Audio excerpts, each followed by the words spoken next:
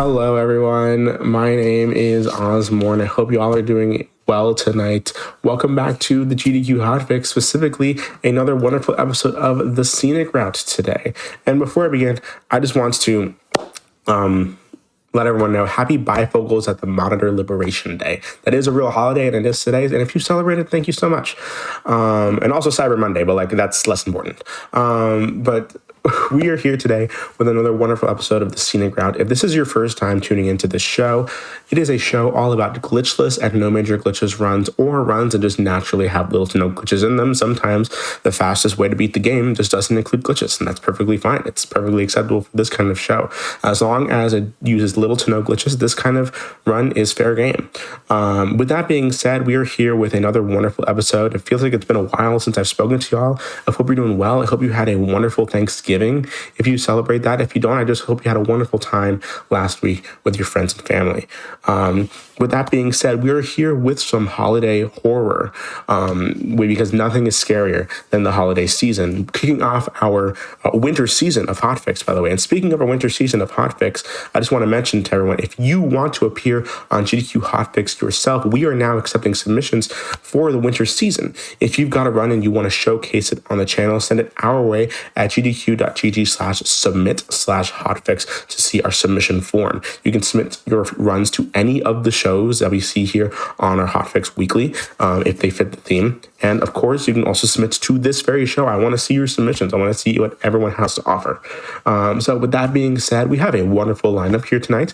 We have two runs by two amazing runners to fit the holiday horror theme. First, we have Resident Evil 7 and then Poppy Playtime Chapter 4. So I hope you all can stick around for the whole night because we have a wonderful lineup for you. With that being said, let's get straight into our first run here. Resident Evil 7 Biohazard, new game Glitchless by the one and only Marforia. I am so excited for this run because Marforia is absolutely amazing. So Marforia, please take it away. Hello everyone. My name is Marforia. I'll be running Resident Evil 7 New Game Easy Glitchless. So I've been running RE7 since about 2018, and ever since I started running it, it's always been an any percent category. And we've debuted the Glitchless category on our leaderboards about a year and a half ago or so, and which is great because the new route utilizes the grenade launcher early, and Glitchless route, it keeps the shotgun, which is my favorite weapon in the entire game. So it's really great. We utilize, there are 8 total skips and glitches we do not include in this category, but it's still just as fun all around, and I'm super excited to show it off. And with me on commentary is Miss Catlink, who also runs this game. Hello. It's been a while since I've ran this game. New Game Glitchless is one of those runs that so many people, like random people and like people in the community, have asked for a Glitchless category for a long time. So it's really cool to see that it actually exists now. Minus like some things that I've been running any percent for like 6 years. So it's weird to see no resets. There's some small things that you get used to, but yeah, anyways, I'm very excited. This is gonna be great. We'll be sure to let you know, what we're skipping and all that sort, or what we're not. Well, the skips that we're skipping. The skips that we're skipping. The glitches that we're not doing. The glitches we're not doing. Exactly. I do want to preface this by saying if we see a single glitch in this run, we will be pulling you off stage with a cane. And so we'll just make sure you see that. Well, I will say, we don't do skips or glitches. We do frame rate swaps, which may toe the line, but for us, I mean, that's a little sus. Bring up the cane. Have the cane on standby, please. All right. Okay. Anyways, we'll be on New Game, and we're running on Easy, which is the fastest category. So we'll count it down. 3, 2, 1, and go. Let's go. Good luck, have fun. Hooray. Hi, baby. Isan Genki. Sorry, Isan Genki. So right away, you'll notice that we're running on Japanese. And honestly, any language that is not English is a second faster. And some folks in the community have kind of messed around which languages are faster. I think some folks landed on Spanish or Italian, but I like how Japanese sounds, so I always keep it on Japanese personally. Oh, but Italian Ethan though. No, I want Spanish. Oh my God, it's the greatest thing ever. I speak Spanish. I would love to hear that. What are you calling me? Well, what's really strange about Spanish was that everyone's videos on YouTube were getting flagged here at the beginning for the phone call because it was registering it as some like Coheed and Cambria song or something like that. So strange, and people were having a hard time getting that taken off, their videos. So I think folks are running it on different languages now, just to see. So very strange. You can't go wrong with Italian. I think I used to swap between whatever language felt right in the moment. I was just like, do I do German, Italian? What are we feeling today? Well, why don't you do French? Mais non. Mais non. Parle français. Merci beaucoup. Not driving Canadian. I forgot about that. Also, it's France French. It's not Quebecois Canadian French. True. Different. True. Anyways, so what we're seeing here right off the bat is Ethan's wife, Mia, has gone missing, and she's been missing for 3 years. And just like any normal person would do, they're driving out into the middle of nowhere without friends or police or anything like that to go find their wife. So here we are. We're approaching. It only took 3 years to get to that point? It's been 3 years. Yeah, apparently 3 years was the turning point, I guess. So Not it was like, you know not what? like 3 days? Yeah, right. Well, I mean, considering her job, I guess her being away was kind of normal, I suppose. Yeah, she was but even then, it was a quote unquote babysitting job. Holding up our quotes here, air quotes. 100%. Alrighty, so coming upon our little forest here. Not too much going on here. You just got to make sure you take really, and that's kind of like the recurring theme with any Resident Evil games. You want to make sure that your lines are pretty good and pretty tight. Don't brush up upon any hitboxes of the trees or leaves or anything like that. And really hold that Shift W real good. Very good, yeah. Yeah.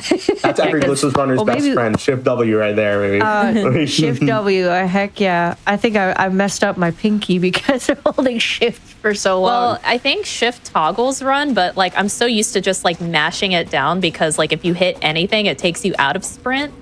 So yeah. Yeah.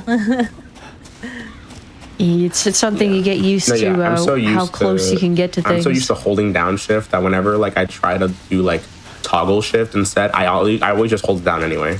So yeah, I can't. Toggle Shift does not make sense to me. I'm just like, yeah, you know what? I'm just gonna hold it. No way. My pinky's gonna hurt for like 2 hours, but it's fine. Alrighty, so coming upon the guest house here. So if you're running any percent, usually you will do a retry right upon coming into the house because it boosts. Right about here, you would do a retry because it boosts Ethan's movement speed. But since it's glitchless, we are not doing that. Yeah, it's something that, like, as a glitch, any percent runner, it's definitely something that you're so used to because you've done it for so long. Especially for those of us who have been running the game for over 5 years, you're just so used to it. So getting at that out of the system is so incredibly hard. Yeah, because what it does, Ethan like slows down his movement. He takes in. He kind of takes in the environment and stuff like that. When we do the retry, his movement speed just stays the same. So we just don't do that in glitchless. Yeah, there's also some things where the retry is very useful, especially because of the movement boost. You'll be able to see that later on, later down the run. But it is quite a useful tool in certain instances. But I guess we get to go say hi to our friend. Yeah, we actually do. We actually do get to say hi to a friend this time because in any percent you would strafe up against the wall and stare at that wall to skip seeing our friend up here. But in Glitchless, we get to get right up in his face here. Yeah, it's definitely something because Ethan definitely has certain animations that you can skip with certain movements, but yeah, we get to say hi. Ugh. Hello. Having this much water on your house cannot be good for like the structural integrity of it. How is this house still standing? Well, it's also full of mold, so I think all logic has gone out the window with this particular house. That's fair. Hey, there's our wife. And Our beautiful, beautiful, stinky wife. inputs, please. Been there. All right, here's our wife. Game over. Time to go home. Yes, please. Woo! Speedrun's done. All right. Yeah, and that's time. Wow, 6 minutes. That's a way underestimate. Well done. Huge world record. Huge world record. I keep saying, if you just stop the timer early, you're gonna get a huge world record. That's how it works. Yes, exactly. No one can beat it. Impossible. Well, since we found Mia, she does not want to go home, actually. So I suppose we're following her. Yeah. So this part, you're stuck behind Mia. No matter what you do, no matter what you try, you can try to get in front of her as much as you'd like. Trying. But she'll just stick there. I'm trying. I can't. She is body blocking you like no tomorrow. And so also incredibly. Did you do your menu? Incredibly important here. So our very important thing that we're going to talk about here is menuing. So the menu is a live menu, so you can move it during while the game's going, during boss fights. Not during cutscenes or anything like that. But first thing we did was delete the photo of Mia, and we're moving our cursor over here to our bolt cutters because wherever you put the cursor, it'll stay there.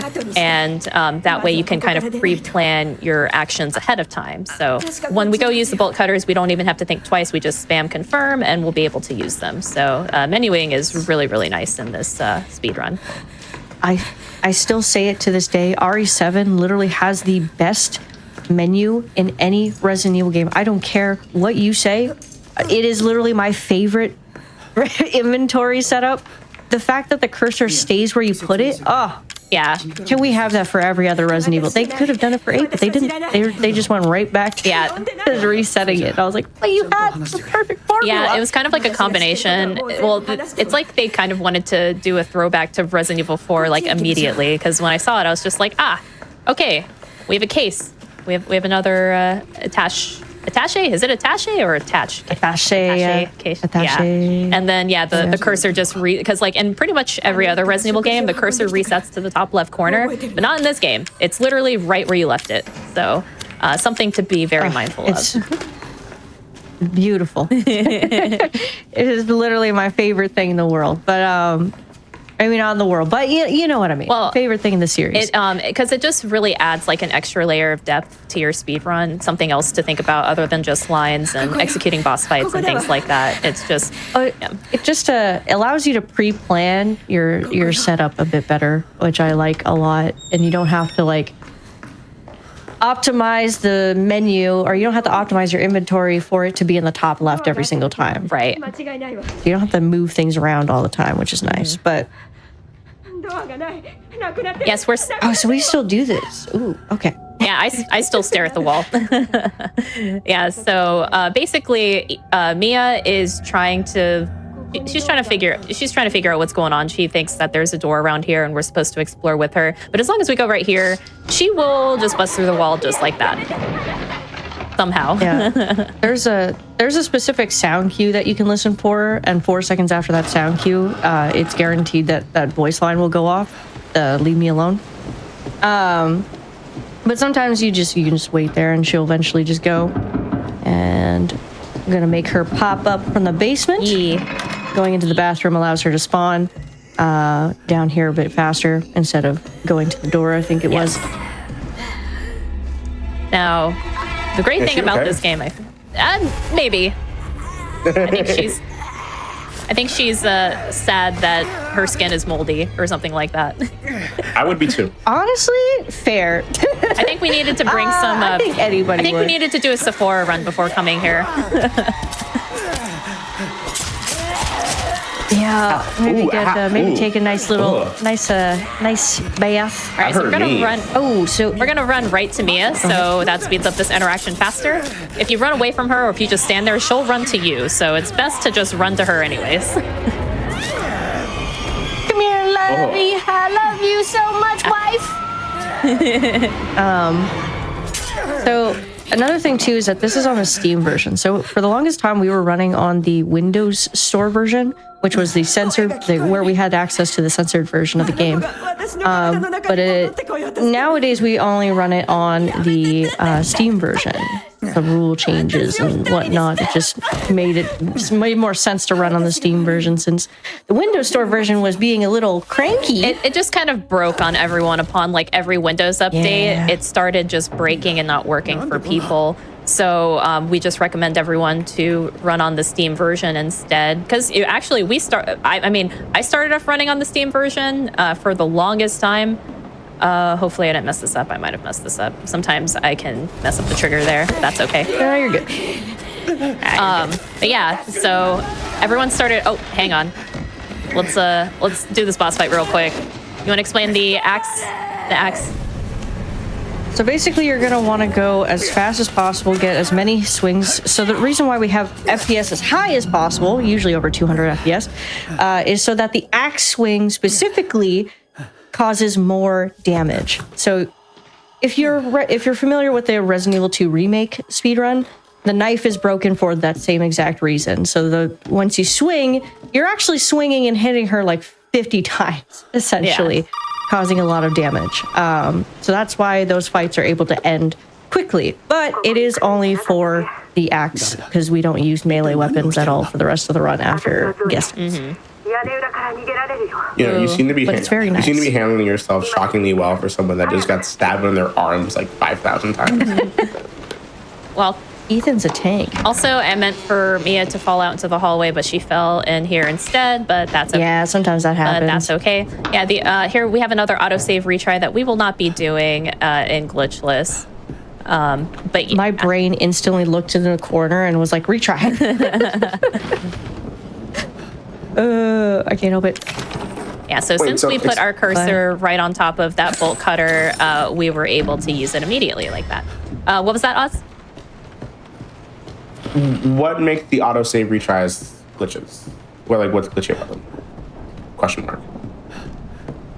Because like it boosts his movement speed it just boosts his movement speed. It keeps his speed I like feel like she's that's okay. more of a feature. I've always said that. I feel like that's more of a feature, but that's just me.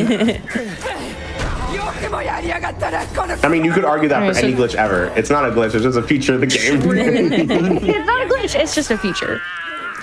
All right. Well, our wife decided to do some more damage to us. She's real mad. She's pretty angry, I think, and she found a chainsaw, I suppose. So what's funny in the censored version, she actually stabs you with like a garden fork, but here in the regular version, Which seems far worse. yeah. Oh, Oh, wow. You're not Yeah. handling yourself as well this time. oh yeah, with the hand puns.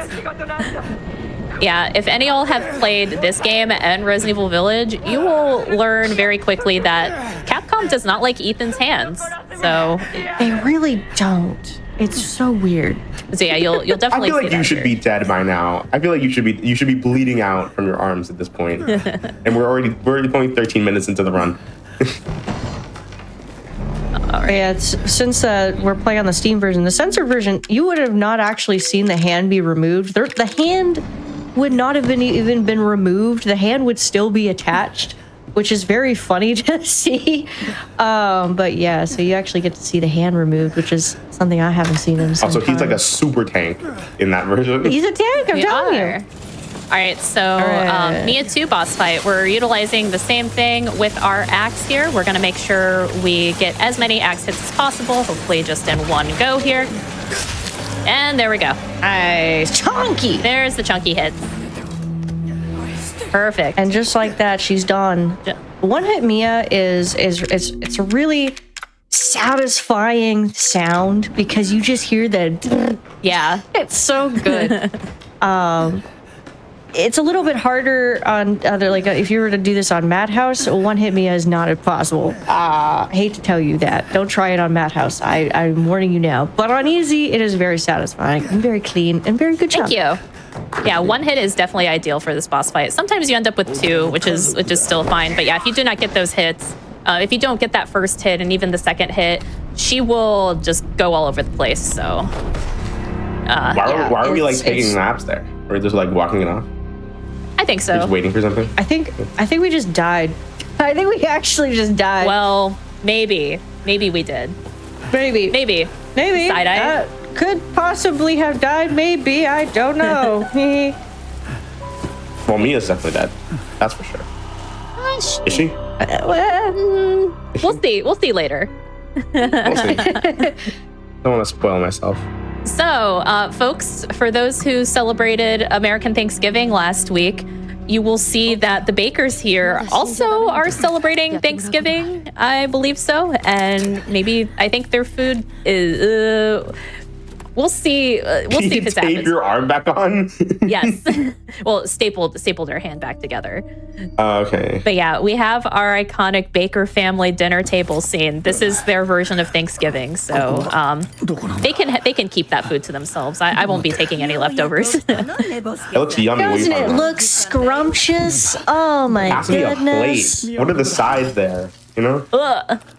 We got intestines for the sides, some limbs for the main course. Beautiful. There is meat, though. There is canned meat, which is my favorite. Like, real talk. Spam. I love spam. Spam meat. I will take that to my grave. I think spam is great. I will be a spam enjoyer, spam defender until the end of my life. Because that's what I grew up on. Spam, rice, and eggs. No, I think it's good. It's good. Oh, he's not eating it. Oh, no. Oh, no. I'm refraining myself from regurgitating the lines from the scene. Oh, yeah, Kat knows this. She knows this scene and the Lucas TV cutscene, like, word by word. You know, she's pretty great. Oh, my. Whoa. Nice. Yummy. Now, you can tell, like, this is definitely intentional for VR, and I think it's great.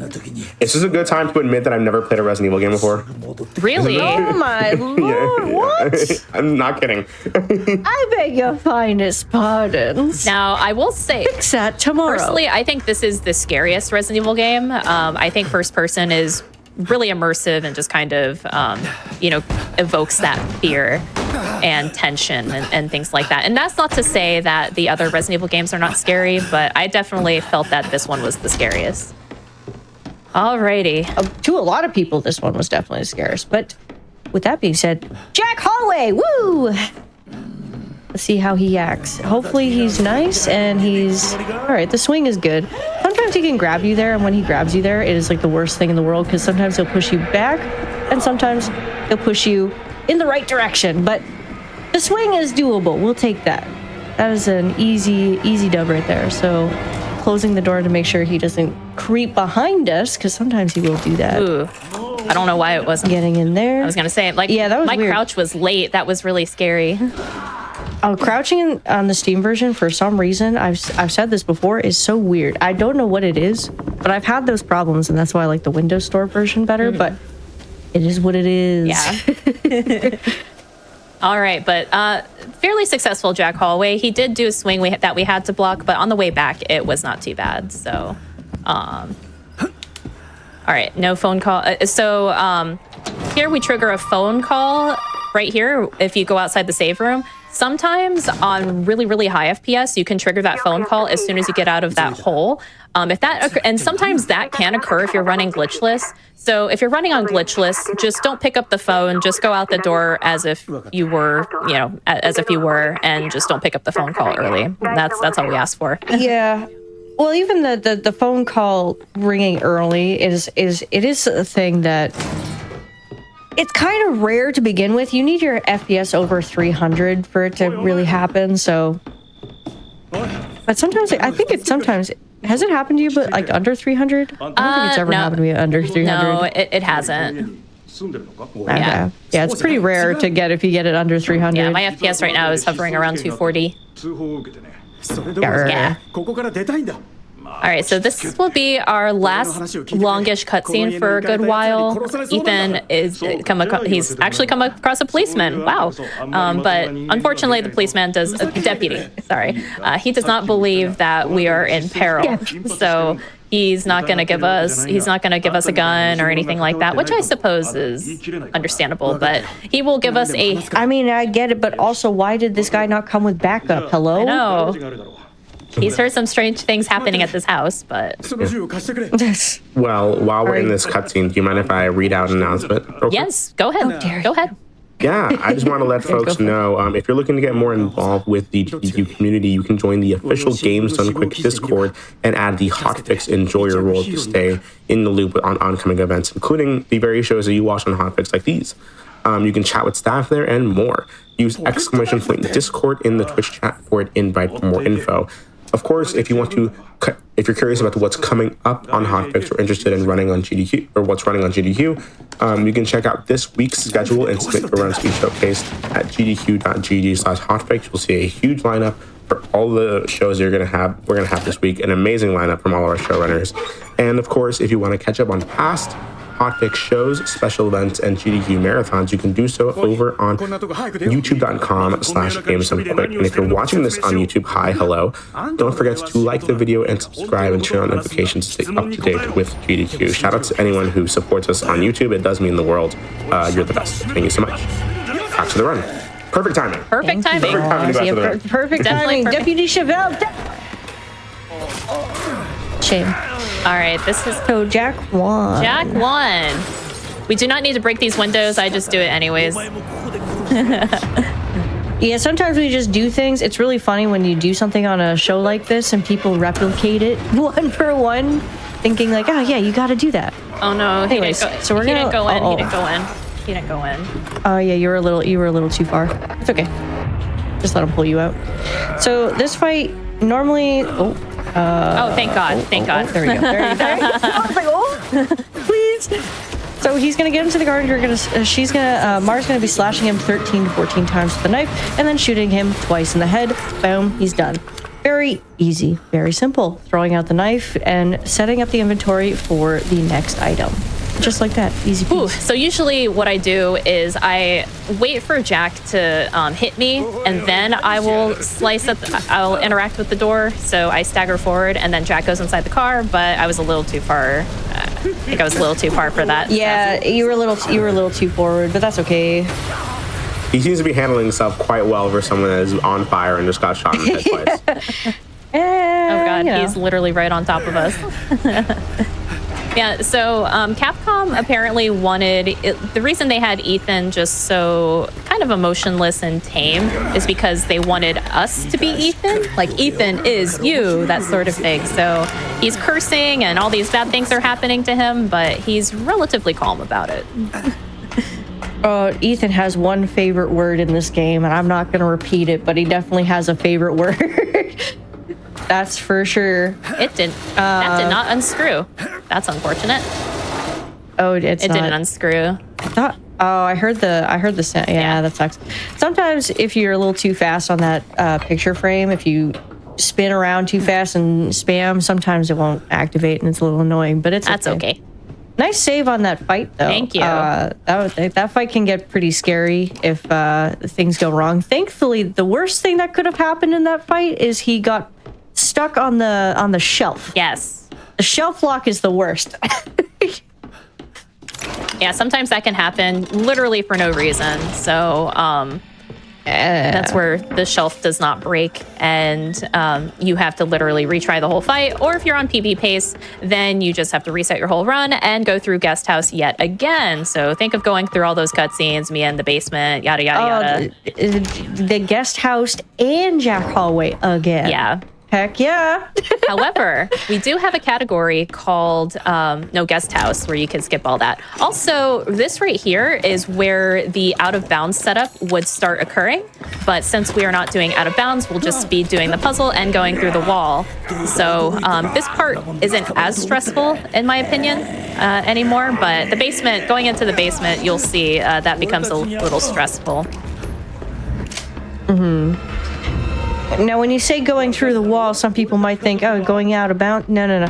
There is a hole in the wall that we go through, and Jack doesn't push us out the wall. You're quite literally going through a hole in the wall. Literally going through a hole in the wall. Hopefully he comes down. There he is. All right, cool. Okay. As long as he gets through around that corner, if he's not around the corner by the time you're down the hallway, he will spawn out of the wall, which is very annoying to deal with because that kind of pauses you. You have to watch him go through the whole thing, and it's definitely hinders So the ability to do the out of bounds, but at least doing the shadow puzzle, what I meant. yeah, so when you do the out of bounds, you do the shadow puzzle and then you go set up on the stairs up there. But since we're doing glitchless, we just go through the hole in the wall. Which is quite convenient because normally on any percent you'd have to wait for Jack to come through the door, do the setup. Oops. So this is a bit more relaxed. Well, I'd say it's relaxed until, except for until the basement. Once we get down to the basement, it gets a little tricky. I think this is probably the trickiest part here in Glitchless because normally when we do the out of bounds, we go down into the basement preemptively and we get to not see one molded spawn. But now that we're here in the basement, this molded spawns. We have to make sure to shoot him in the face. And then, because normally we just had to deal with this molded here. And then there's a molded there in this door. So now there's 3 molded we have to deal with as opposed to just 2. So it could be a little tricky. Oh. And we actually did not take any damage there, which is really, really nice because I can... It didn't look like you dealt with any of them. It kind of just looked like you just walked past them. Oh, they can... Yes, they hit hard. They do. They can double tap you. They can be quite the meanies here. All right. So much like the axe at the beginning, the molded can basically kind of do that to you too. So sometimes you can get hit and just die. It's very unfortunate. All right, very good. Yeah, no, sometimes I die at that part and it's pretty scary and very sad. But Jack 2, coming upon Jack 2 here. Feel free to explain how this fight works, Kat. Sure. So Jack's gonna go all groovy on us and he's gonna push us into the arena. We can't leave the arena, we have to fight him. So what we're gonna do is we're gonna use enhanced ammo to shoot him 4 times in the head here. Get him down into his... Yeah, get him down on his knee, get him to expose the flesh, shoot him a few more times, and then do some menuing. He's gonna open this up and we're gonna have access to the chainsaw. Hit him a few times in the head with the chainsaw to get him down again. But we gotta dodge first. And then hopefully he goes down and he cooperates, but we're gonna saw him until we get this cutscene. Are you going chainsaw for chainsaw with him right now? Like what's going on? Chainsaw for chainsaw, and his chainsaw ain't strong enough. So we're gonna she's gonna angle the chainsaw just so, yes. And just like that, he's done. There we go. Jack 2. So when we would run on the Japanese censored version, Jack would just explode immediately, and you see his. Oh yeah, he walks in this. Yeah, in the normal uncensored version, you see his torso is just kind of walking around like he's still alive and all that stuff. So when we used to run the censored version, this part saved about 10 seconds, which was really great. And it was one of the faster time saves. But yeah, unfortunately, since we cannot run the censored version, I mean, if you have the means to get it working on your computer, feel free. But just remember, the more you when you're updating to Windows 11 or when there's just various Windows 11 updates and stuff like that, it may end up breaking the censored version. So it's just easier. Capcom doesn't really update this version of the game, specifically on Windows Store. They do not really update this game. And if they do, I don't think I've ever seen an update on this game in the last, as long as I've been running the game, the Windows Store version has been relatively untouched. Yeah. So there's a big reason of why it's like not really working too well on Windows 11 now. It's so silly, but yeah. But yeah, so if you plan on running this on Steam, there is a DX11 version and a DX12 version. Folks say that there's less issues on the DX11 version, so that's the version that I'm currently running, and that's what everyone else does as well. Alrighty. Yeah, I think a lot of Resident Evil games tend to be ran on DX11. Sorry, I just had a coughing. Oh no. I swallowed my drink and all of a sudden I'm coughing. It was terrible. Anyways, we're good.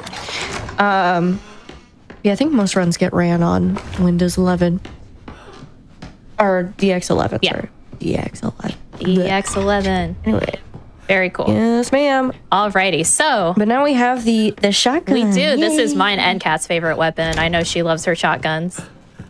Hello, shotgun. But unfortunately, our shotgun is broken, so we will have to repair it. But thankfully, there is a repair kit literally right outside, so it will not be broken for very long. It is a lot stronger than the regular shotgun that you can get from the statue. It is actually highly recommended that you... I would recommend you get the broken shotgun, fix it, and have a blasting great time. Yes, it shoots less shots, but it is certainly more powerful. Especially against living things. It's great against a specific lovely lady we're going to be going and hanging out with soon. I'm very much looking forward to that, I think. Maybe. It will be fine. But I always like to say, shotgun shot fun. That's true.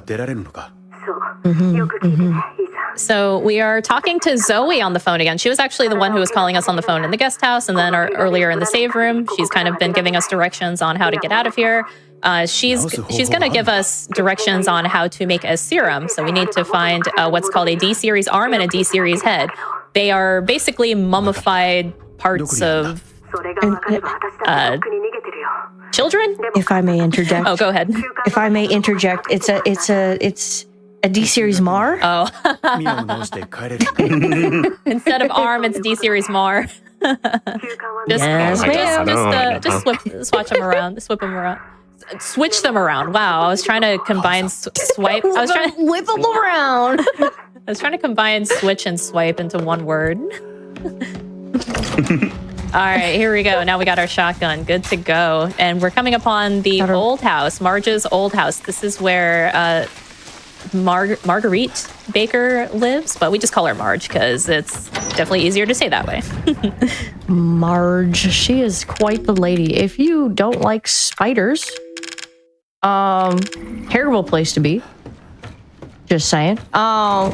Just a warning if you're an arachnophobe, I guess. But yeah, you saw Mar switching her FPS. I don't remember the reason we switch FPS there though. Oh, I need shotgun. Hang on. Shotgun. Oh, sorry. Oh, you were so lucky. So I swap my FPS there to 60 sometimes because sometimes this thing occurs called the sound glitch, audio glitch. Oh, is that for the audio glitch? Yeah. Okay. If you swap your frame rate to 60 upon coming upon the old house, you will not come upon the audio glitch. Honestly, it's even if you don't swap it, it's likely you won't come across it. But I do it personally just as a safety thing. Yeah, the sound glitch, or the audio glitch, if you will, is something that can occur, and when it does, you can continue your run, and sometimes the run will break in the boat. When it happens, you have to reset at that point, because it will break further, and if you're on PB pace, it's like you don't want to waste an extra hour of your time just to find out that, well, I guess I'm stuck here. Yeah. Oh, also, if you do not like centipedes, millipedes, well, these are centipedes. Ugh. So feel free to look away. Delicious. Yum yum. They even fall on your head and everything. Yummy. Look at all that protein. I mean, that's the way of the future. Is bugs as protein. We already have cricket powder. True. There you go. Alrighty. Very nice. Very nice. But Yeah, so we're going to be grabbing a crank. So there's a few items that we have to go pick up until we get to say hi to our lovely little lady.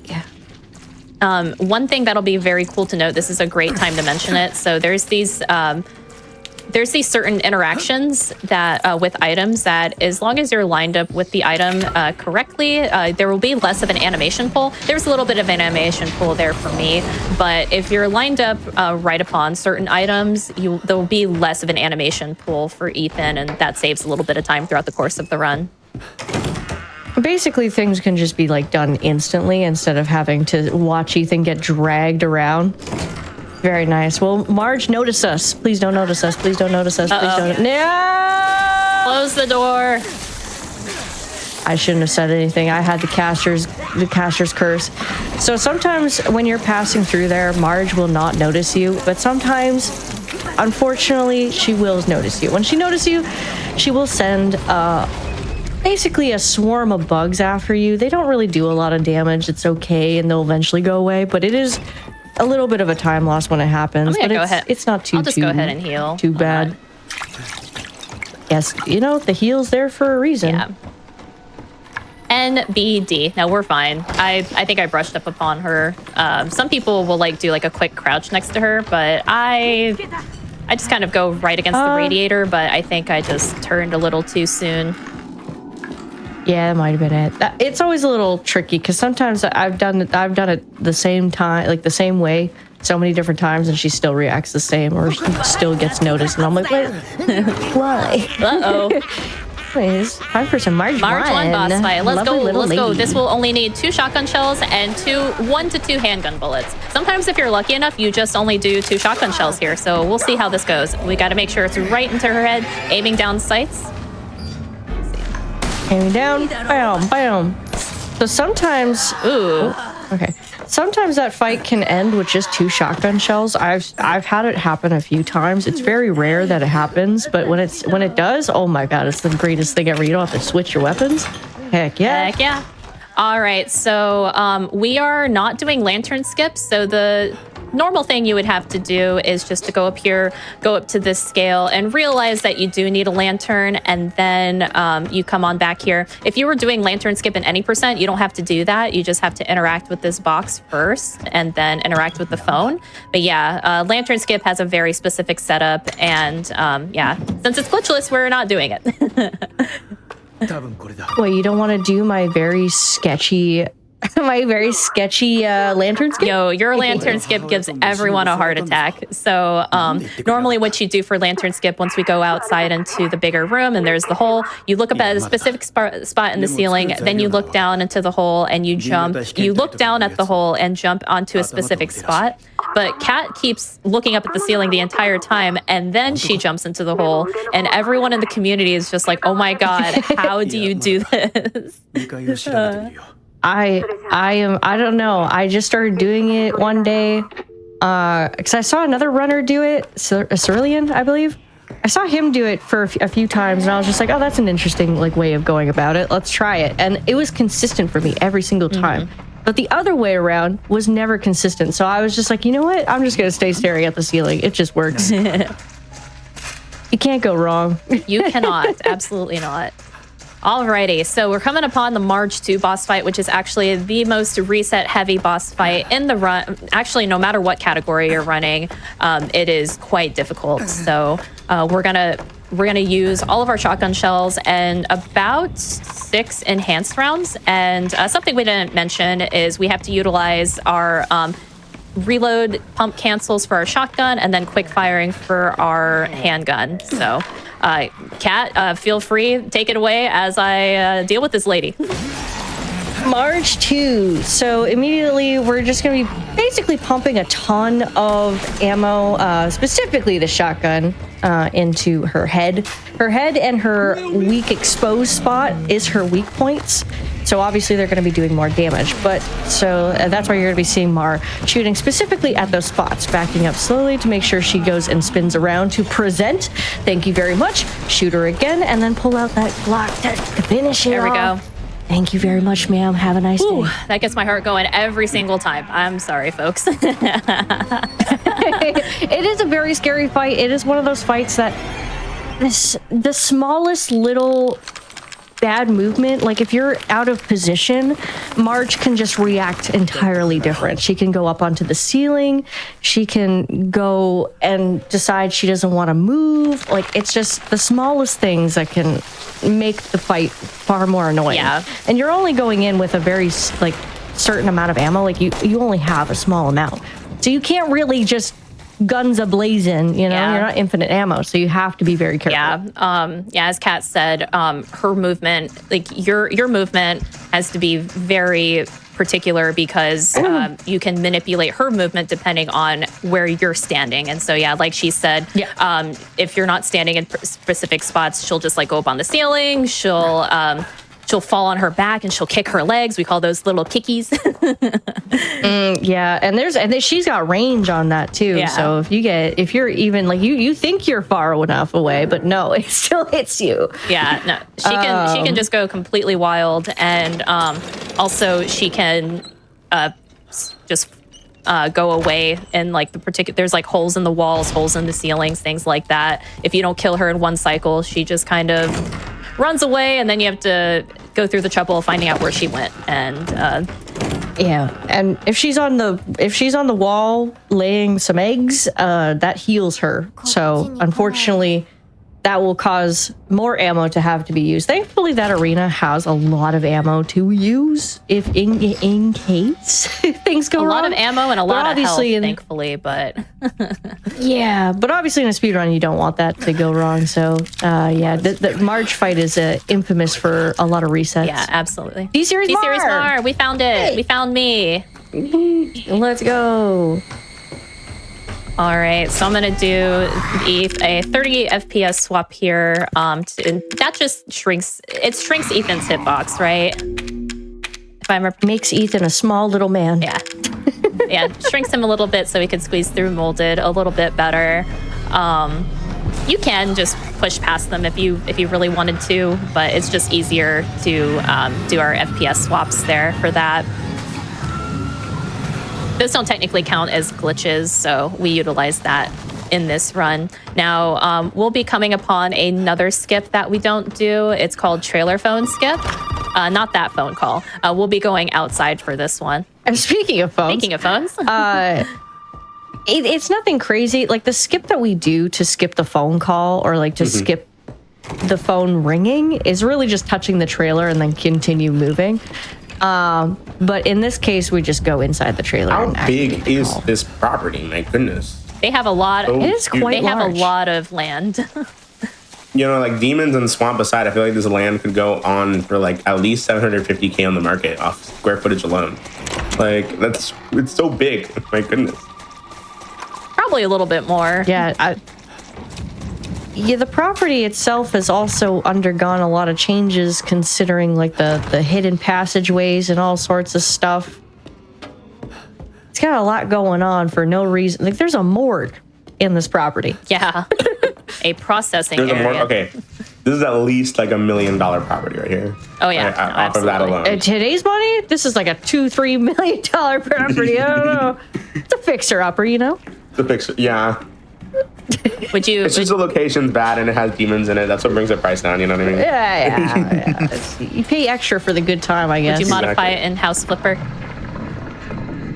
Oh, 100%. right. I would have it exactly this way. Oh, we're gonna pause so there's a crawler that comes through the walls. So we pause, change our FPS down to 30 to make us nice and small. Just squeeze right past them, put that FPS right back up, and we move along our way. On our merry way. Yes. Alrighty. So I'm sorry for anybody who doesn't like gore. This feels unsanitary. yeah. So in the censored version, the key would actually be right on the gurney here, and it saves about 18 seconds, which is great.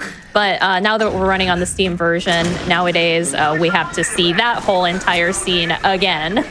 So Yeah. It saves because usually the key is literally just on the table, so it's like I would just grab it and go. Yeah. Oh, I don't know what I expected the key to look like. I didn't expect it to look that big when you pulled it out. I thought it was like a small key. The keys are massive, they dude. are. Crazy. All right, get this guy. Hello. Very good. If I miss a shot on that guy, he will swipe at me, and then he'll follow me this entire way up here, and that is quite scary. So, got to make sure we always get that guy. He likes to linger. So we gotta make sure to shoot this guy, because he can be troublesome. Then we go the other way and shoot this guy. Yeah, so... Oh yeah, I keep forgetting that we don't have to do the clock puzzle and everything is done differently and everything. Oh man. Yeah. That was sending me for a little bit of a trip. Yeah, Kat's, I keep telling her she should come run this category, and she's like, oh, there's so many things that are different. And so, yeah, you have to go. So normally in any percent, you go to this room second. And, but yeah, we go into this room first for Glitchless because we have to go back into the basement yet again since we didn't do the out of bounds. Yeah, so the one, there's only one major, there's singular out of bounds in this game. And it's literally at the beginning just to specifically go get the red key card early so you don't have to do the basement again. So we're gonna go and do that real quick. And the clock puzzle, I like how with the clock puzzle, it's literally just the answer to the clock puzzle is literally right next to you. It's like on that piece of paper. All right, so easy. While that bed's going, I'm gonna go ahead and pick up this backpack because if I don't, I will run out of inventory space for both the red key card and the enhanced ammo. And if you try to come back upstairs, you can't because apparently Ethan can't climb that high. So always make sure to go grab that backpack because yeah, you'll be grabbing enhanced ammo and the red key card. Right here. I mean, considering what happened to the guy's hand, I'm not too surprised he can't climb that. True. You ain't wrong. It's holding on by literal staples. Staples. Yeah, we saw that big arm molded spawn, but thankfully, as we're running by him, he's still spawning, so we don't have to deal with him very much. But we will have to deal with at least one molded out here. There's going to be 2 crawlers outside into this yard, and we're only going to have to kill one. The other one will be slow enough that we don't have to deal with it. Even though it's a little closer to us, it takes its sweet time, so... Yeah, as long as you just shoot that one molded, you're generally pretty okay. Yeah. Now it's time for the Lucas TV section. Now for the Lucas TV cutscene. Hooray! Lucas Television. Yeah, I will refrain from regurgitating this entire scene. Yeah. Well, you don't have to regurgitate this entire scene because would now be a good time to take a wellness break? Go ahead. Feel free. Right. Wonderful. All right, folks. Excuse me. We tend to take wellness breaks here on GDQ Hotfix for longer runs such as these. We will be right back after a brief intermission. Don't go anywhere. And keep that TV on. We will be right back after a small break. Please get up and stretch, get some water, go to the bathroom, do what you need to do, and be right back here in just a bit for more Resident Evil 7.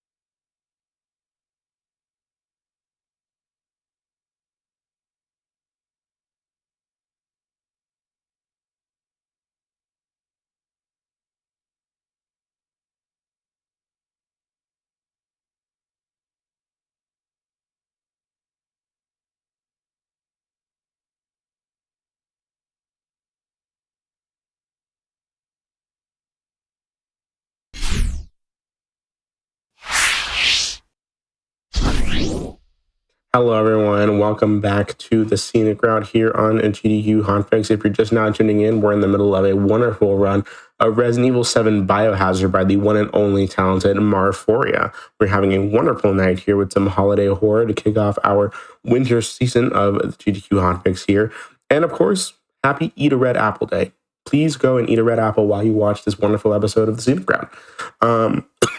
Excuse me. I'm a little sick in case I wasn't apparent. But we should be all good. With that being said, we just want to read out one announcement here real quick before we begin. And it is about Frame Fatales.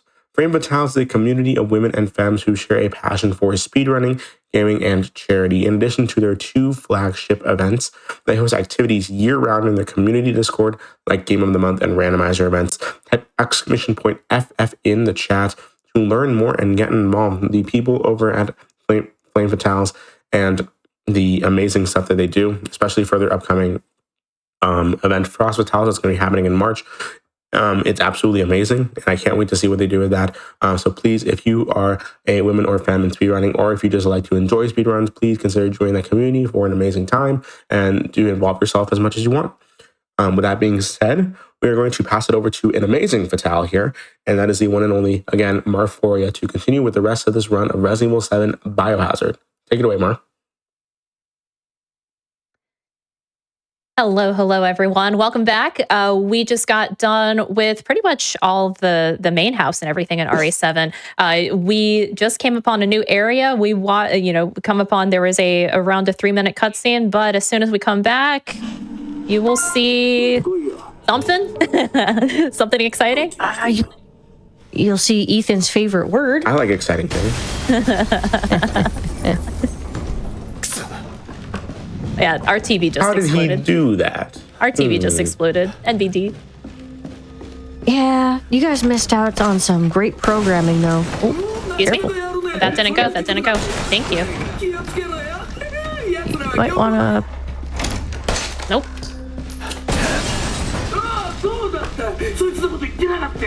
You experienced so many injuries in this game. You'd think you'd be dead by now. You'd think. So yeah, that specific room, the bomb room, has precise shooting, but sometimes it can be a little wonky and you end up missing a few shots. It's happened to me a couple times. It is unfortunate. But when you on any percent, if you miss a shot, it is a little bit more scary because you would need the extra ammo. So He seems to be pretty uncertain about what the code is. oh, we're not going to put in the code right now because if we do put it, you never know. we put it in early, it will change later. But we're going to put away items here in a very specific order. So keys These are always first because we don't need them anymore. There you go. And we keep the pistol and the shotgun. The order that you put everything in that box is very, very important for later in the run because you will be picking everything back up. And when you pick everything back up, it will go into the inventory a very specific way. So you have to be very choosy and careful on how you put things because you don't want to put the keys in last because then you're going to have the keys in your inventory later. And nobody wants that. Thanks, Molded. He's having a bad day. I don't know what his deal is. Alrighty, so we're coming upon a battery up in here.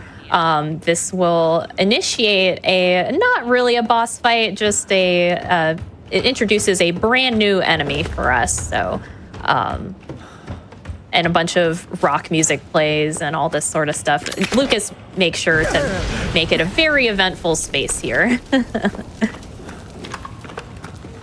Alrighty, and there he is. This is our big boy Molded. Hello, nice to see you. Hey, buddy, how's it going? He's big and girthy right there. Yeah. He's a big boy. Yeah, so on easy you get one of these guys, and he can be a little annoying, so you have to be kind of slow on your shots. You would think shoot him 4 times in the head, then do the shotgun shots. You would think that he would die faster, but actually that is a detriment because if you shoot him too fast, he does a different animation where he takes no damage. Yeah. You have to be very slow. You have to take him quite slow. Otherwise, it's a bad time. And you have to wait for him to stop strangling himself, and you're just like, oh, come on, man. So, Right now, yeah, come on, man. Oh, man. Alrighty, so we're coming upon what we call the Happy Birthday puzzle. You saw earlier that I put away items. That's because to do this puzzle that's coming up, we're not allowed to have any items with us. So it's easier to put away a handful of items away earlier, and then we put away the rest of our items right here. So now we could enter in the code. You can put it in early, like we mentioned, but if you do that, then the code will change later. So make sure just to wait to put in the code. All right. Now, here we are, the Happy Birthday puzzle, which is basically a nice little escape room of sorts. And I think this is probably one of the most fun parts of the game, just because, we didn't mention that there are random videotapes throughout the course of the game that you can watch, and you get a little bit of backstory, you get a little bit of lore. And one of the tapes you watched is literally just called Happy Birthday. And it lets you play through that videotape, and you figure out what the puzzle solution is. Unfortunately, the person that you play as in the Happy Birthday puzzle did not meet a great ending once he solved the puzzle. So now that we know how to solve the puzzle, we will make sure to not meet a similar fate. yeah. This is one of those puzzles though that once you've done it once and you know the answers to things, you don't really need to do anything else the second time you go through, which is nice for like replayability, so you don't have to sit here and redo the puzzle every single time.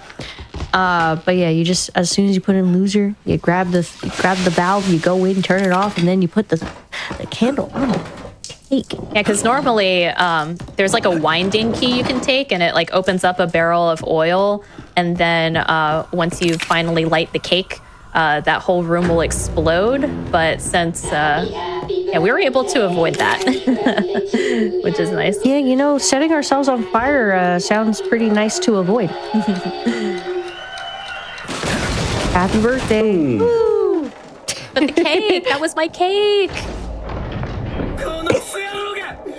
I really wanted cake. That cake sounded good, honestly. I love a good vanilla cake. I know it's plain Jane, but I love a good just yellow cake or vanilla cake with vanilla frosting, and I'm good to go. I'm as happy as a clam.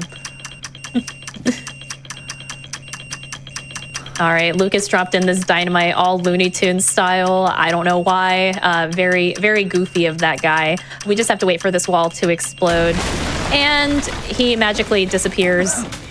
And here's our D-series head that we need for our serum.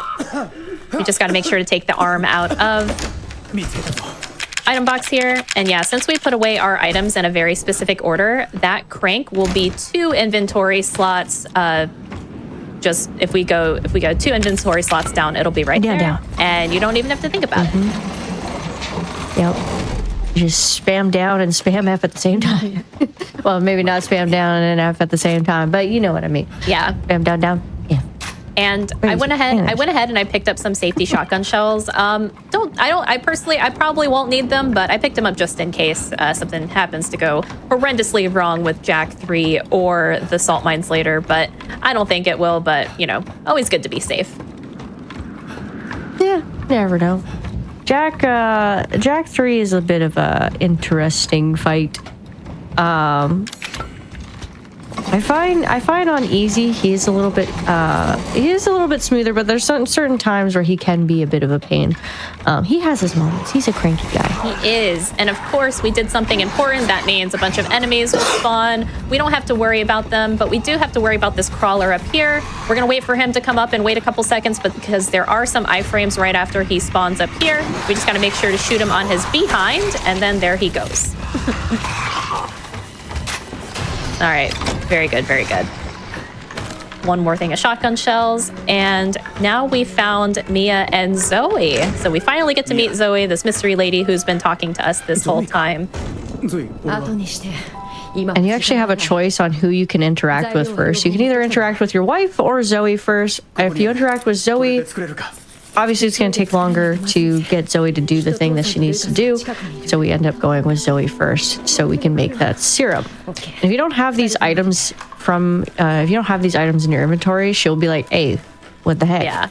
Where are the items? So you have to go get them. So one thing that we don't do in Glitchless, so usually in any percent, we go out through the door, touch the item box, and then we come up here because it'll let you interact with Zoe immediately. But since we're running Glitchless, we do not do that little early trigger for that. We just wait. We just wait. All right, Jack 3, Jack 3. Hi, Jack. Jack 3, let's go, Jack 3. Oh wow. Oh wow. Oh wow. He's back. Hi, buddy. He's back. He kind of reminds me of like a dog. A little bit. Kind of like a really big mutant dog. All right, feel free to take it away with Jack 3, Miss Catlink. All right. So Jack here has a bunch of iframes. Iframes. Please put me in jail. Anyways, so he has a bunch of eyes here that we're going to have to shoot once or twice. Sometimes twice, sometimes once. A lot of times it's just going to be twice and be done with it. But we do them in a very specific order so that way we set him up in this corner so that way he doesn't body block us in any way. And by the time we finish reloading our shotgun, it essentially allows for... It's like almost like a timing. It helps with like the timing to be able to shoot the next time. If you shoot a little too early, the iframes will activate and you can't do any damage, so you're wasting ammo. Grabbing the extra ammo, Jack's gonna go down into the water. And we gotta wait for him to come back up. It's basically all a shotgun fight here. We wait for him to come back up and hey, surprise! Hello. Shoot him a few more times in that skull of his and he's down. There he goes. And that is Jack 3. Well done, folks. Open, please.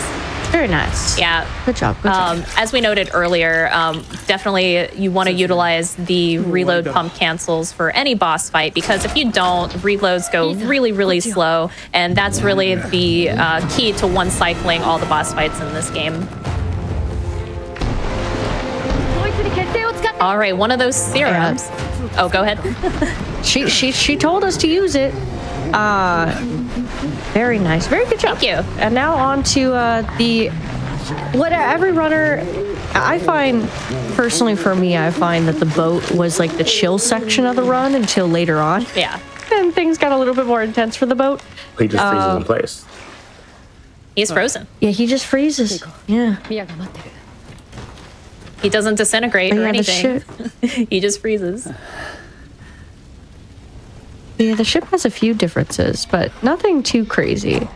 Capcom also decided it was a wonderful idea to give us a choice between our wife and some random girl we just met. We always choose Mia. We do. Because it's just faster. And also, she's our wife. And it's a very silly interaction because Zoe literally just told us a couple minutes ago to use the serum on her dad. So she's all of a sudden, and then she gets mad. All of a sudden she's surprised that we use it on our wife. She gets all upset, and it's very interesting behavior. But yeah, so if you choose Mia, basically you're skipping an entire boss fight because if you choose Zoe, technically Zoe doesn't die, but basically your wife dies. Everybody dies, and you get an extra boss fight, and you get an extra cutscene. So picking Mia is just the fastest route possible. Also, she's our wife. True. Hello. And that's like huge karma for not picking your wife though. Everyone dies and you have to fight another boss. You have to fight your wife again. Well, what's so strange when you choose that route, even at the very end, he takes his cell phone. He's kind of like so nonchalant. He's just like, oh, okay, Mia's gone, and then he takes his cell phone and he just chucks it out of the helicopter, and I'm just like, okay. Yeah, it's very weird differences. I still don't understand why Capcom was just like, yeah, let's make a great idea. Let's make the player choose. But the choice doesn't really reward the player in any way, really. Yeah, one game where the choices are very evident and actually affect the game is OG Resident Evil 3. That game is just full of choices. So many choices that affect other parts of the game. And so I wish that if you know, here in RE7, if they gave us that choice, it would just kind of alter this whole last part of the game, which would be neat. But, you know, it is what it is. Yeah. Ooh. Now, oh, hello, boat. That is a big boat. How did it get here? Are we in the bayou? Like, this is such a weird place for a boat. Yes, it is. Of that size. Yes, it is. That's crazy. It's a giant boat. Holy. I always forget the scale of that boat until I remember. I'm like, oh yeah, we're in the bayou. This is weird. Yeah. That's something that definitely belongs on the ocean. Yeah. So if you were to pick Zoe would have actually froze and technically, I guess, died here. Mama. Interesting. But you still play as Mia for some reason. Yeah. It would have been interesting if you were able to play as Zoe here instead of Mia, but somehow she like swam all the way over here if you chose Zoe. Yeah, I don't know how we end up playing as Mia still here if we pick Zoe. It's a very weird, again, it's still a very weird choice.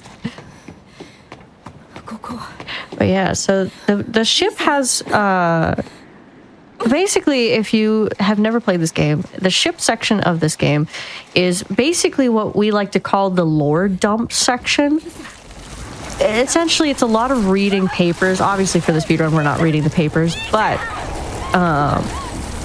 in casual play, you would be reading a lot of notes and getting a lot of lore of what the heck is going on here. Yeah, and as Kat noted, it's basically a very chill section of the game. You know, the very first half of the game was very fast-paced, very intense in terms of gameplay, boss fights, things of that nature. And then everything the pacing just totally slows down here, which can be either a good or bad thing depending on who you ask. But, you know, yeah. A lot of people definitely had some complaints about this section. I know Capcom did listen about that. I don't think we're going to be seeing another section like this in the near future in the series, but who knows what RE9 will bring. Yeah. Oh, goodness. Oh, I forgot that. Oh, someone did mention in chat the reason why a boat of that size could possibly be there could be a hurricane. True. Would make sense. True. Well, in the story here, there is a big storm that I don't know if Eevee caused it or something like that. But if this wasn't happening, if that wasn't happening, then I'm sure, yeah, hurricane would kind of bring it about. Yeah. So basically Eevee. Basically Eevee. She did it. Just blame it all on Eevee. It's always her. Oh, you like these guys because they look exactly the same? All right. Okay. Yeah, the two, the Dumb and Dumber. I love those guys. I don't know why Capcom was just like, yes, let's just use the same model for a conversation. Well, they literally are the same exact model, bar for bar, word for word. They're just like that's so weird. all right, we're coming up on another autosave retry that we will not be utilizing because it will basically just teleport Mia here to the bottom and having her facing the right way. So in Glitchless, we do not do those retries. So that was another instance of that. And we also get to talk to Alan. Ooh. We get our baby boy Alan. I hate Alan, but it's okay. Sorry for anybody in chat who's named Alan. We like you. We just don't like the Alan in this game. Yeah. He likes to talk a lot. In any percent, we get to skip his conversation, which is great. Is this the Alan that woke up that everyone keeps talking about? Alan Wake, get it? Oh, ha ha ha. Alan! That was a good one. But okay.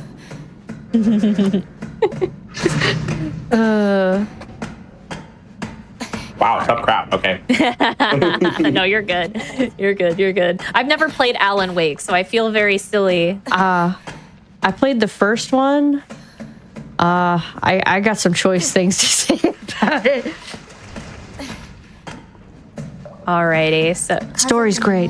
Gameplay sucks. Anyways, Eevee, hi. Hi, Eevee. Creepy little girl. What's she doing? All right, bye. All right, so we're gonna go in here, grab a fuse to help us pretty much. The doors in here are powered by fuses. Some of them are, but this one in particular is, and it's very nice we know that fuse is here, because if not, then you would be roaming around here with all these creepy molded that are spawning, and that's no fun. So, all right. Yeah, there are specific items that we're going to be grabbing, and there's going to be some swapping from the past into the future. It's a very weird section of the game, but first we get to hang out with Alan first with some videotape. Yeah, we love videotape. Yeah, so we did mention earlier that there are videotapes throughout the game that you can watch. They're optional, but this videotape here is not optional. You have to watch it, and you have to play through it, or else Evie will not let you through the door, because she's trying to make you remember what happened in the past. And here's Alan. Hi, Alan. Hi, Alan. We love getting lore thrusted upon us. Yeah, this is why I say this section of the game is the lore dump section. So we do have to listen to Alan talk here. It is a forced cutscene that we have to watch. But there is a later call, like there's some calls, so he'll randomly just call us. We'll be doing some stuff. We'll hit a check mark essentially, checkpoint essentially, and Alan will just call us and he'll want to yap for like a minute. Yeah. And we're like, all right, buddy. In 90% you get to skip those. So in Glitchless we do have to listen to him yap, which is okay. I guess it's only 17 seconds. Only a little bit. Alrighty, so coming up on here, we go into this kitchen to try and find Evie. We see a big pile of vomit. Immediately we turn around. Normally we would do a skip here, but yeah, in Glitchless we have to listen to him talk. Unfortunately. Yeah, he's got a lot to say about Evie. He's kind of rude to Evie, honestly. Yeah, he does not like her. But Mia and Alan here are essentially her babysitter. Well, you'll eventually learn that she's essentially a bioweapon. So babysitter is a very loose term, I suppose. Maybe more like her keeper, handler, something like that. Yeah. So the person who, if I remember correctly, the person who wrote Fear is the same person who wrote the story for this game. And it all makes sense when you really think about it, since Evie is just another version of Alma. I wish I understood these words. I've never played Fear. Oh, man, you're missing out. Fear's great. There's a lot of really popular horror games that I've not played. And wait until you find out that I've never played a Silent Hill game either. Like, oh my goodness. That's okay. You need to change these things tomorrow. Also, Mara, we still need to change that. I know. Both of you. All right. No, for real. Which one should I play first? I always say start with the first one. Silent Hill 1, it rocks. I love Silent Hill 1. It's a little janky, but I think it stands the test of time. It's such a good game. Okay. I gotta listen to her. She's the bestie. I gotta listen. Oh, what was that double bite there? What the heck? All right. Yeah, he usually doesn't give that much of a problem. He was not liking you. No, he gave me the double there. Anytime I run a game and I get hit twice or something like that, I call it the McDouble. Like when I run Resident Evil 1 Remake, sometimes the zombies will do a double lunge, and I'm just like, he just gave me the McDouble. Oh no. We get a little instance here with Evie. Evie just kind of is just saying how she really wants a family, and it just so happens that she wants basically Mia to be her mom. And obviously Mia's not having it, and of course that is why things kind of went down the way they did. So at this part here, if we were doing any percent, we would have had one of our remote bombs set up here and then detonate it during this phone call, which would have pushed us through the door. But since we're doing Glitchless, we do not do that skip. But on the upside, we are given an extra an extra remote bomb that will help us clear these a couple sets of molded up here that are pretty stubborn. So You always have one for that part, which is fine. But up here, there's about 3 molded. You normally wouldn't have a remote bomb for this part. So having a second remote bomb for here is really convenient and less stressful, because when you're running any percent, this part right here can be particularly stressful. Yeah, normally for that part, we would use, since we don't have an extra pipe bomb, we use the 30 FPS to try and squeeze through. Sometimes the molded let us squeeze right through, and then we just sit right here and shoot for the head. But on Glitchless, we have the joy of being able to skip that, thank goodness. Yeah, and what was so strange, that big arm molded did not come around the corner, so that means that the remote bomb killed them both. It killed all 3. That's crazy. Yeah, that's never happened to me before. Heck yeah. Hey, oh my god, she said the thing. She said the thing. Said the thing. Oh my god. She said that thing. Oh my goodness. Yeah, so we're coming up to the end of ship tape here. So there's one more molded. This guy's a little scary. He can sometimes double tap. I just shoot him in the head. Especially when you're on, sometimes when you're trying to go for that door, he'll hit you right in the bum. Yeah. It's not great. Yeah. But thankfully he played nice there. Yeah, I just go ahead and I shoot him. I've been trying to do like the 30 FPS swap there, and sometimes it works, but half the time he gets really angry and just hits me anyways, so I just been shooting him in the head now. Very nice, very nice. Very nice. So that comes to the end of the ship tape, essentially. So the ship, the reason why the ship can be a little stressful is the checkpoints are very spread out. They're not great, especially when you're going down to that section where you have to use all the bombs. If you die there, you basically have to redo that entire section again, and the molded can act differently depending, and it's very unfortunate when it happens. Yeah, so thankfully we're here reaching the end of it, so don't have to deal with any of that stuff. When we come back into the present time, I feel like the checkpoints are a little bit more generous. It's just in the tape, it's a little odd. Yeah, even for our splits are really just tape start, tape end. Yep. It's like a whole 7-minute split for me. Yeah, it's a really long split. It's probably the longest split in the game. It's very weird. Yeah. I think it's because it's hard to there's not really any crazy specific items that you're picking up in the tape. Key items. Yeah, there's no key items, so it's like the only thing that the game can, or the splits can pull from, are the start of it and the end of it because of the cutscenes. Right. All right, very good, very good. Oh, we are infected now. Oh no. No, we're infected. Who could have seen this outcome coming? Now, if you really want to, you see that laptop over there? We can make a cheeky little webcam video for Ethan, which is the first video that you see here at the beginning of the game. But you do not have to do that. You can just run all past that. Yeah, it's basically Mia being like, don't come, don't do it, don't come here, it's awful. Yeah. Don't do it. But he doesn't listen. Yeah, he's a stubborn guy. You know what? Mm-hmm. I sometimes a stubborn guy ain't so bad. True. Also, by the way, that was the only cutscene in the entire game that you can skip. I don't know why. I still don't understand. Because I love how it's referred to as a movie. Yeah, it's like a cinematic. It's very weird. So I think that's why. Yeah.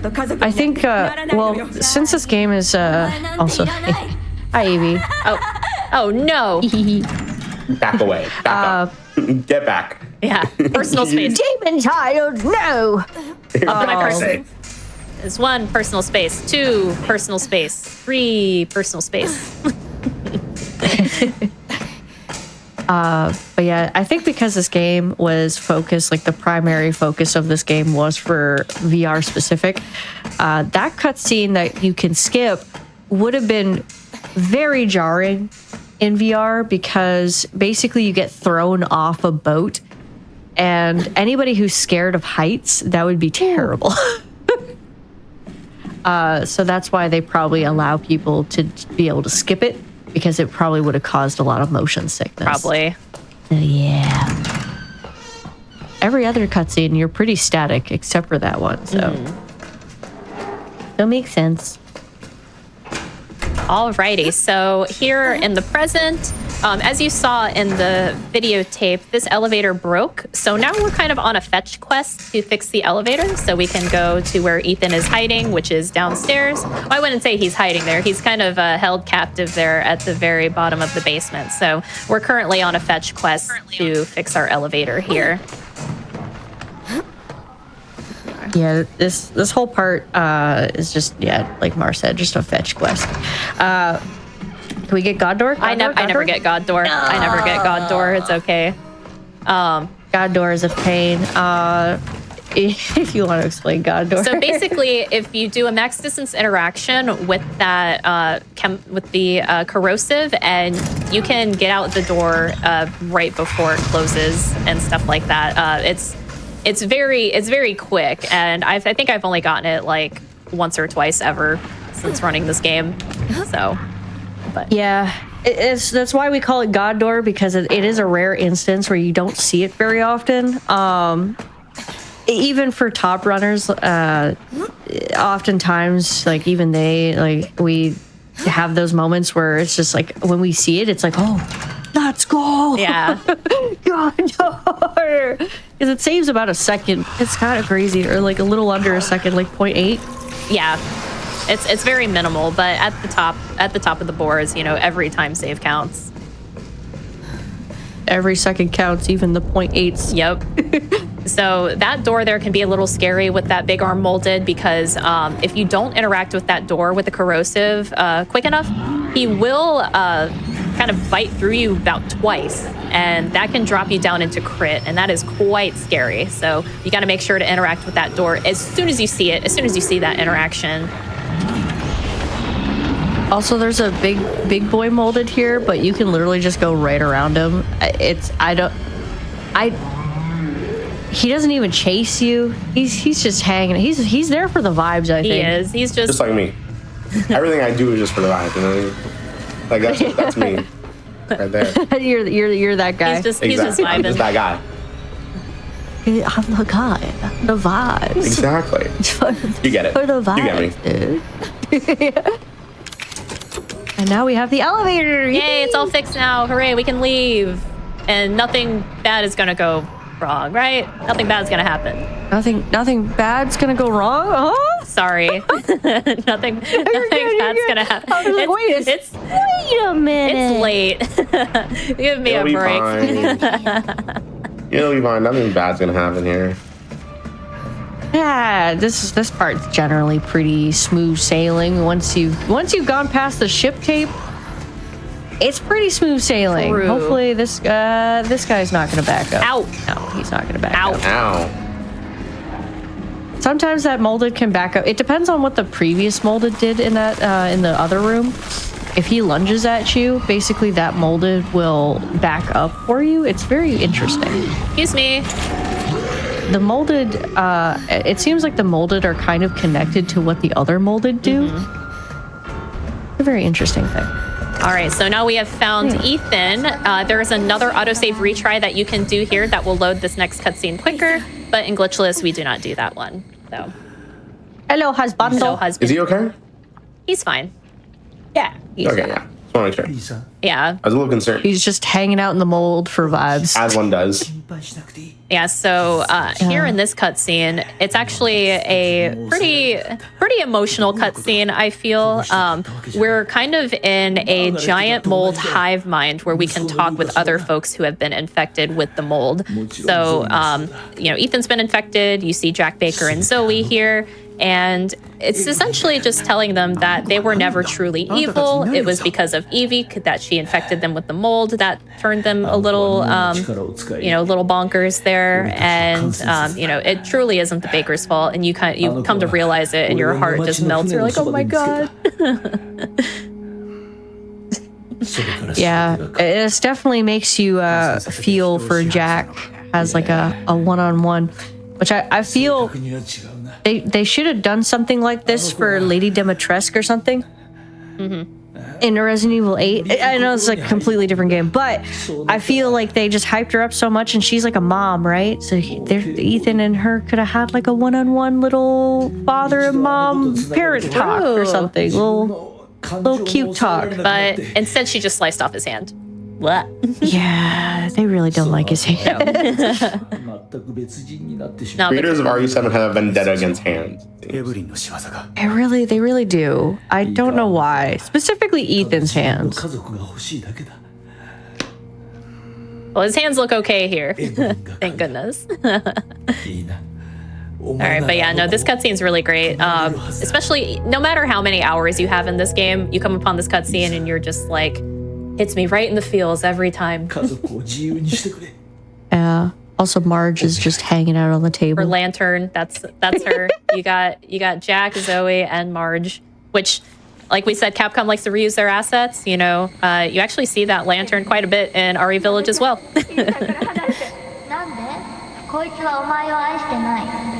Ooh, we are trapped in a cocoon of mold. Uh-oh. Mold maxing. Mold maxing. I should mute you just for that, honestly. Just for that one. Just for that joke. Mold maxing in my show? My goodness. So Mia here is breaking Ethan out of the mold. So remember earlier we mentioned you could save Mia or you could save Zoe, and if you save Zoe, you'll have to do an additional boss fight. This is where this boss fight would occur if you saved Zoe, but since we saved Mia, that boss fight will not happen. And when you do this boss fight here, it's actually quite a pain just because it's just like the Mia boss fights in the guest house, except you're given a crowbar instead of an axe. So it's a little bit more tricky. Yeah, and you don't really get the multi-frame hit with the crowbar like you do with the axe. So it is definitely very inconvenient. Mm-hmm. All right. Yoo-wee. Yamato. Let's go. We're finally out of the ship. Let's go. Coming upon the last section of the game. Yay, the salt mines. It's time to get real salty. Because Yippee! it will not be a Resident Evil game unless there is an underground lab of sorts, which the salt mines do have. So, common theme. Gotta have at least one. As salt mines typically do. True. Look at all this delicious Everyone fish. knows that. Anybody want some sushi? Am I hungry? I love sushi, but I would not eat this fish. I'm sorry. No, are you sure? I am sure. I'm sure it's fine. What about this fish what about if this fish isn't appealing to you? They're all dead and in moldy water. I mean, I would hope my sushi fish are dead. Exactly. No, but they're all in moldy water, and they've been dead for a very, very long time, I think. So, it's extra spice. sure. It's just a little bit of flavor. Sure. It's just a little bit of flavor, you know? All right, so just like before, we get all of our items that we need, and we get some of Mia's items too. But yeah, we just gotta dodge as many monsters as we can, and this game sure likes to throw a lot of them at you. Are we gonna get hit? Ow. Aw, no quick button. Wow, it really just decided let's hit you right at the last second. Sometimes the button can get skipped at the mold it hits you. Yes. Or which is nice. there's a rare occasion that they'll come into the elevator with you, and that is incredibly scary when that happens. So I'm very thankful that did not happen. Yeah, I was actually surprised that first one when it hit you. Yeah. They were being very mean. Excuse me. Thank you. Yes, ma'am. All right. So we shot that bomb early because, we have to deal with this guy here. And he's not very nice. Nah. And some people do that part a little different. Sometimes they'll just go ahead and use the flame round for that, save your shotgun shells for later. I have some extra shotgun shells, so I'm not too worried. But I also personally save my flame round for our Salt Mines Gauntlet a little bit later. just because it helps me deal with one particular part a little bit better. Hopefully we don't get the unfortunate bug here. There is a very, very rare bug that can happen here. Thankfully it didn't happen. So there's a rare bug that can happen where that wall doesn't break. I've only ever seen it like once or twice. I've never had it happen. But yeah, it's never happened to me. I've seen it happen to other people, but you never know. Right. It's one of those like scary little things that you're like, please never happen. 1 in 1,000 chance of the run dying right then and there. Right at the end. Oh my god. Yeah, it's not very fun. Alrighty. Got a neuro round. Got our neuro round slash this game's version of a freeze round. And we made a specific neurotoxin to quote unquote cure Evie so she can stop being so moldy and mean. But before that, she's gonna throw a ton of molded at us, gonna try and collapse the salt mine around us. But we're gonna make sure that doesn't happen. Yes. Someone was just asking, is there a reason she seems to be looking down? So a lot of us do that because it's easier to see where the corners are, which allows us to execute better lines for the run. Is that so that's why? why you end up seeing...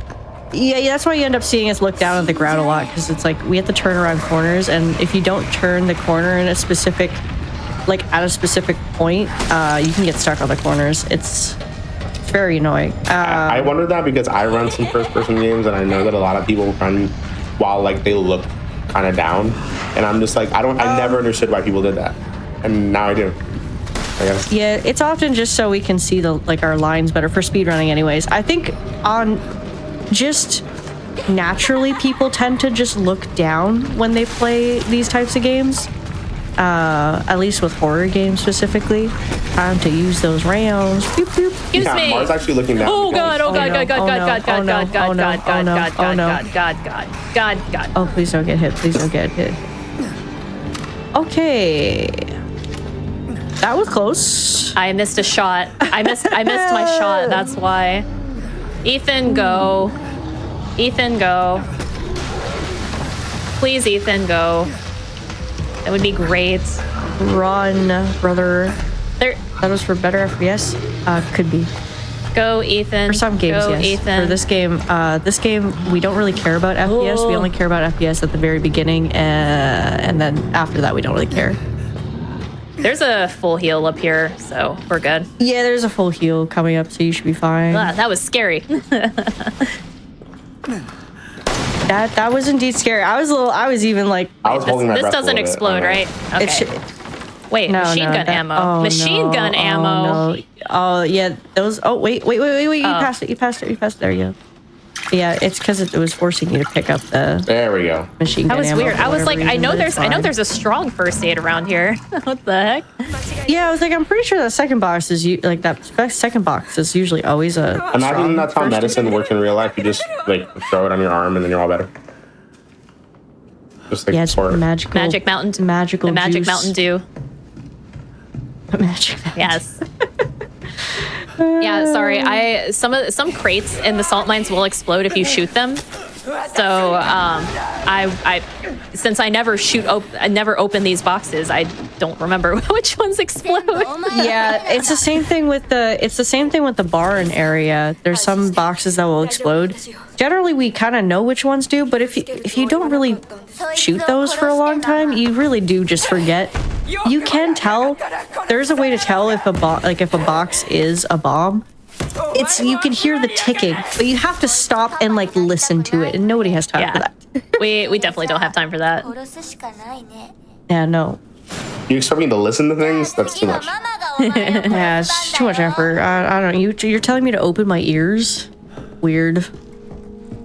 Alrighty, we're coming upon end game here very, very soon. This is where we're learning that Evie was actually controlling Mia this whole time, and we're scaring her, being like, we can actually cure you with this, and she's actually quite unhappy about that. So now she's throwing some Mia hallucinations at us, like we saw at the very beginning of the game. is Mia with the chainsaw, which I believe does not do damage to you, so you don't have to. I don't think I've ever had that thing actually like hit me. Yeah. All right, do we get the one cycle? One cycle Eevee? Shoo. Yeah, one cycle Eevee. Let's go. man. Let's go. Yeah, that can be a little tricky to do because that the one cycle Eevee there avoids you from having to block a second time, and it saves a little bit of time, which is nice. But yeah, it can be scary. Once you get hit, then it saves you a lot of time. Yeah, no, it can be very scary because you can see the range that you can get it at. It's kind of far away, but when you're learning it, you're just like, do I have to be closer? Is it okay that I'm this far? Also, it was the old woman this whole time. Oh no. Grandma, no. Oh. Why did Grandma do this to us? Grandma, I loved you. Alrighty. So this boss fight is literally, it's literally just all enhanced rounds into her face. About 18 or so. Anywhere between 15 to 18, depending. But yeah, all enhanced ammo right in her face. Goodbye. Most anticlimactic boss fight ever. When I got here, I remember when I was casually playing through this the first time and this was the final boss, I was so upset. I was like, that's it? Really? Yeah, no, because once you come outside here, it's all in auto scroller, so you can pump ammo into Eevee or anything like that, but it will not speed up this interaction at all. So you literally have to lay here until she picks you up.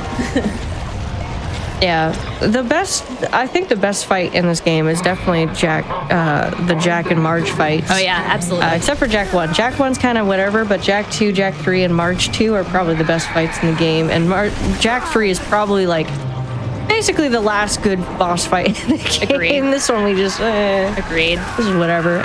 We're coming up on time. Yeah, coming up on time here very, very soon. All right, we're gonna do 2 shots into her arm. Very good, very good. Use it! We do not get a rocket launcher in this game like most other Resident Evil games for your end boss. We get a very enhanced pistol called the Albert. Kind of little homage there to Albert Wesker. We're gonna do 4 shots into her face, and time will be when the screen fades to black. So make sure to not move your mouse, folks. Yeah, don't move your mouse at all. You literally just spam the mouse 1 button and we're good. Not on time yet. When the screen fades to black, it is time. Yep. All right. Very good, very good. Goodbye, Eevee. We barely knew ye. Nice. Very nice. Bye-bye, Eevee. Yeah, once the screen fades to black. Bye, Grandma. Bye, Grandma. Tumble to dust. Once screen Bye, fades to Grandma. black, there will be time and... Doing our little dance. It's coming. It's coming. It's coming. It's And time. coming. GG's. GG's. Thank you That was a pretty solid so run. much for that amazing run. That was good. We got I don't know what the time is because the screen is behind. We're getting there. We're getting there. Final time was a 1:35.24 RTA. Nice. Nice. Yeah, I was gonna say here my live split said 1:34.26, but yeah, RTA. Totally I was gonna say you probably had your splits open. I did. If not, where am I supposed to go? All right. That's true. All right. Very good. Very good. But thank you so much, Marfori, for that amazing run. I wanted to tell you folks, please. I had an announcement earlier that I read at the beginning of this run, where it's just like if you want to submit your runs to GDQ Hotfix, you should. I saw this run from Marfori because she submitted to this show, and I was just like, I want this. And we do see the submissions. We all read the submissions, and please, if you want to submit your runs to the shows, please do, because you can be like Marfori, in which you get your show showcased.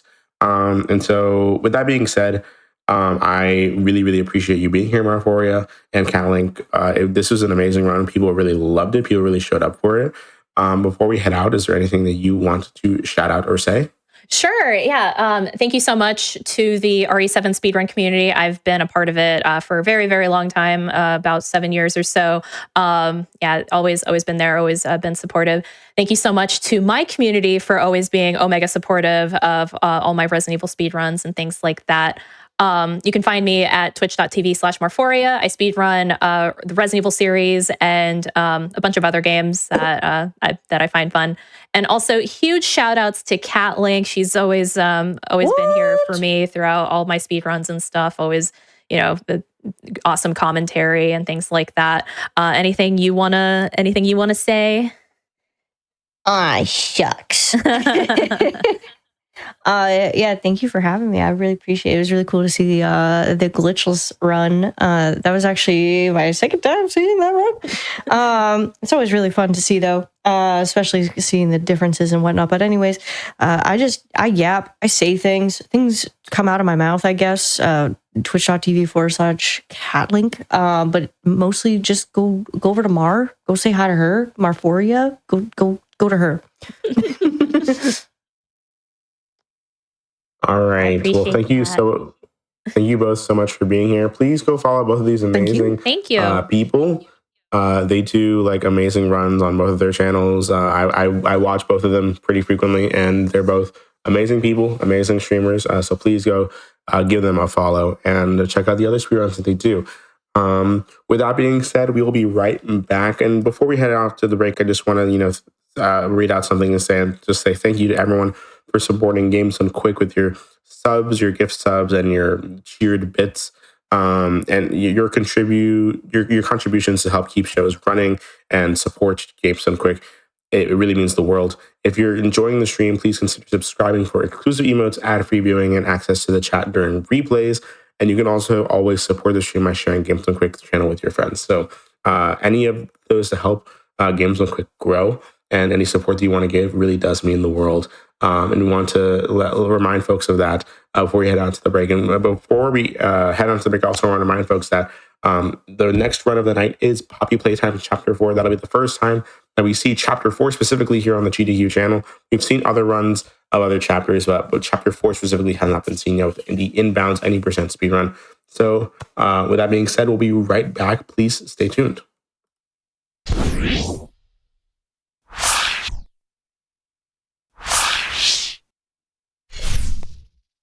Hello, everyone. My name is Ozmourn, and I hope y'all are having a wonderful night today. Welcome back to the GDQ Hotfix. If you're just now tuning in, this is another episode of the Scenic Route. The Scenic Route is a show all about glitchless runs, NMG runs, or runs that just naturally have little to no glitches in them. They don't necessarily have to have those labels on them, which is important for this run that we're going to be seeing right here. Before we begin, I just want to wish everyone a National Christmas Lights Day here on December 1st. Please go hang up your Christmas lights sooner rather than later. Don't procrastinate on that. With that being said, we are here with some holiday horror to start off the winter season here of GDQ Hotfix. We just saw a wonderful run of Resident Evil 7 with Marphoria and Catlink. So please show some more love in the chat for them with that amazing run. And also show some love in the chat for our next runner, Danger1451, as he runs the first appearance of Poppy Playtime Chapter 4 here on the GDQ channel. You've seen the previous 3 chapters here in one way or another. Like the chapters have been featured on the GDQ channel, whether in mainline events or on Hotfix as the chapters have been coming out. But Chapter 4 that came out earlier this year has not been seen on the channel yet. So you're going to see here for the first time with an any % inbounds speedrun. So please, Danger, take it away. Hello, I'm Danger. I'm here with Poppy Playtime. I am a good Poppy Playtime runner, I think. I've been doing Poppy Playtime a lot. This category specifically, I've also been doing quite a bit. And I'm here with the commentator, Ivory, to help commentate. Hello. You're in danger of having a good time. Danger's been doing excellent throughout the week, and I look forward to seeing his run. Mm-hmm. Possible world record attempt, even. Hopefully. I'll go for it. But I mean, I'm ready whenever. Yeah, just count us down whenever you're ready. We can start. 5, 4, 3, 2, 1. Good luck and have fun.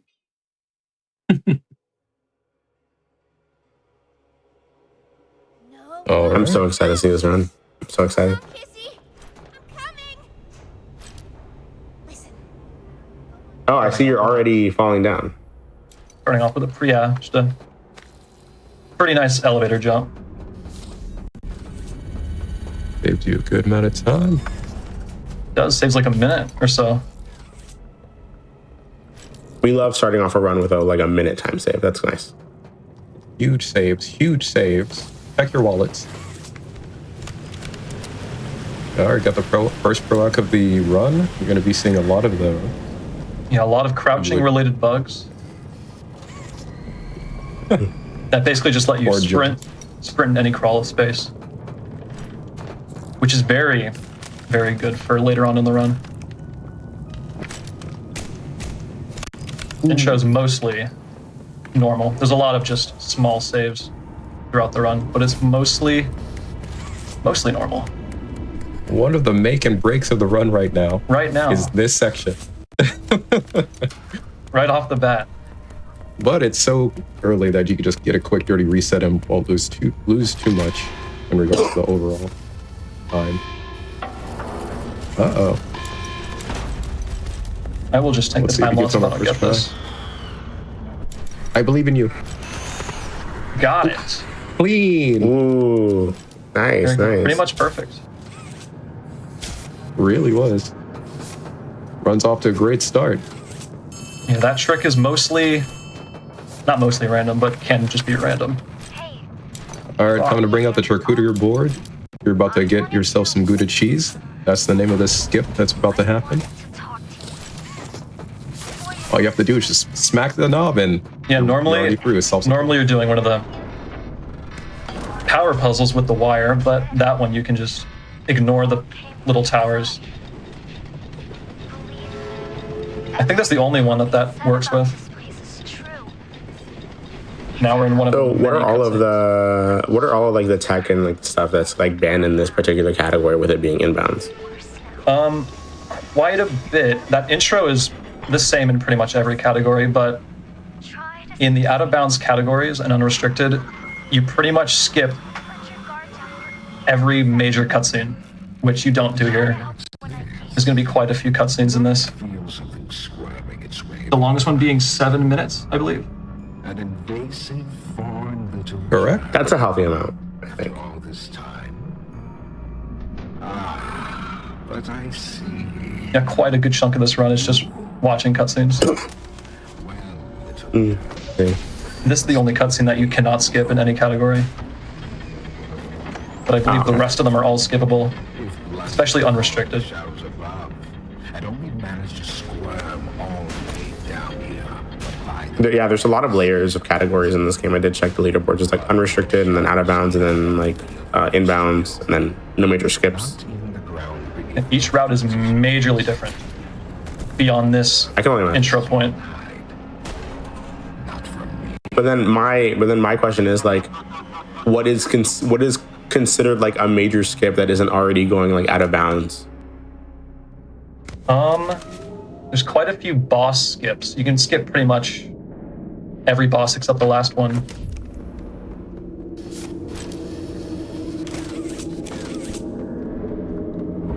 Here's a different variation of the crouching bug.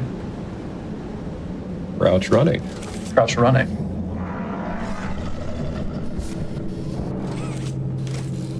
All right. Here comes a lot of fun little door wedgies. So while the door is moving, you can kind of clip into it and jump through. You're going to see a lot of that in small, subtle ways. Any wiggling door or fence even. Like right here. Right there. Alright. It's been a decent That start. comes in handy. Very smooth. Excellent form. This start can be pretty uncontrollable sometimes with how much time you lose, but this has been pretty solid.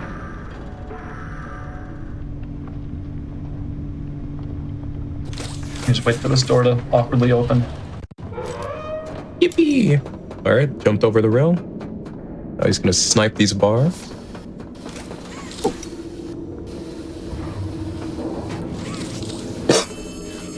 Nice While little short. pulling the bars have no collision. Yeah. Yeah, when they're being pulled, they have no collision anymore.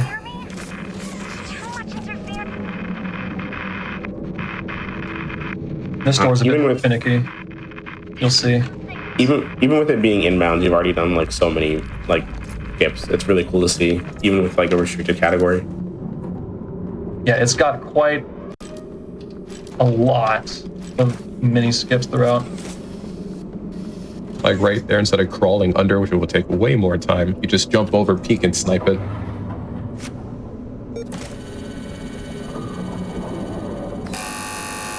Like, this category is really about a lot of micro saves. There are some big saves. One might be attempted, called the crane skip, but mostly it's just about efficiency, consistency, and getting good at the small mechanical advantages you can get in every section, which makes this route pretty fun to watch. Oh, Oh, there we go. That's some interesting little collision you can mess with around here. Crawl over everything.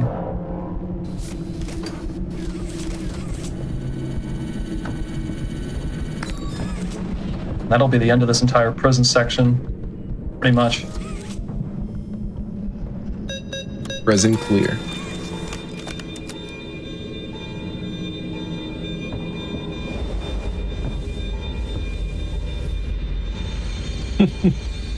Just enjoying the gas. So at this point in the game, you've collected a few different types of hands that you use throughout the levels. Like, what are each of them? Like, what are the different abilities for different hands you collect throughout this game? So this hand I have right now is the purple hand. It lets you use essentially just jump pads that are labeled with the purple hand, which there are a few in this chapter, which I've already used. There is not that. There's the flare hand, which will be used a little bit.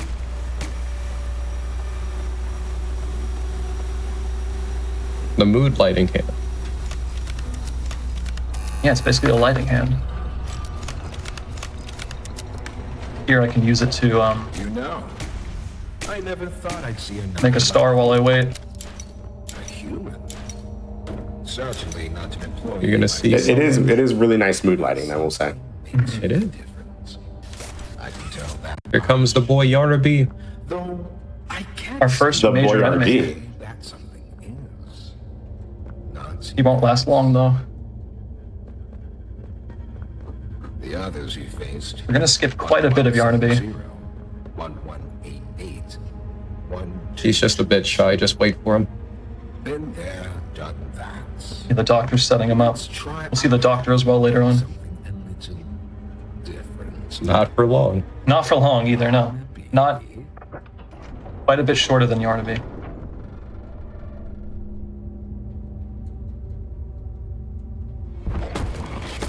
Oh wow! There he is. Oh yeah, and the red hand's just So default hand. he's just a little guy. He's just a little guy. Do keep making this enjoyable for He's clearly friendly. He just wants a hug. Exactly. I'll attempt a Looks little, over at Huggy Wuggy. Another wedgie jump. another You could, wedge like, jump, which technically- is... I don't get it. Yeah, you Saves can like like- reach over the fence. Doesn't really save any time, but it's just a little difficult. Yeah. Did you just do that fast? Yeah, you can skip all these Yarnaby things here. Just But my question is, it looks like you're doing something to like avoid having to crawl through the vents. Why is that not considered out of bounds? because it's only your camera that's out of bounds. You're not actually able to really do anything out of bounds. Okay, that makes sense. There was a bit of a debate about if you're allowed to use your hands when you're doing it, which I believe it was decided that you could. I don't remember, because you don't really need to use them for anything. Here we're This gonna is where he saves Pianosaurus's life. gonna skip a little cutscene here by just grabbing onto that. If he didn't do that, Pianosaurus doesn't make it there, but He's a savior. Praise him. Yeah, depending on the couple of them. category, you get to save the characters. We're not going to be able to save Doey here, though. Always the best. Oh my. There's some nasty balls in this. All right, the mango. Whoa. Get you across. Is Joey okay? Yes. Yeah, he just does Nice that. one. Here's a difficult jump that I may or may not make.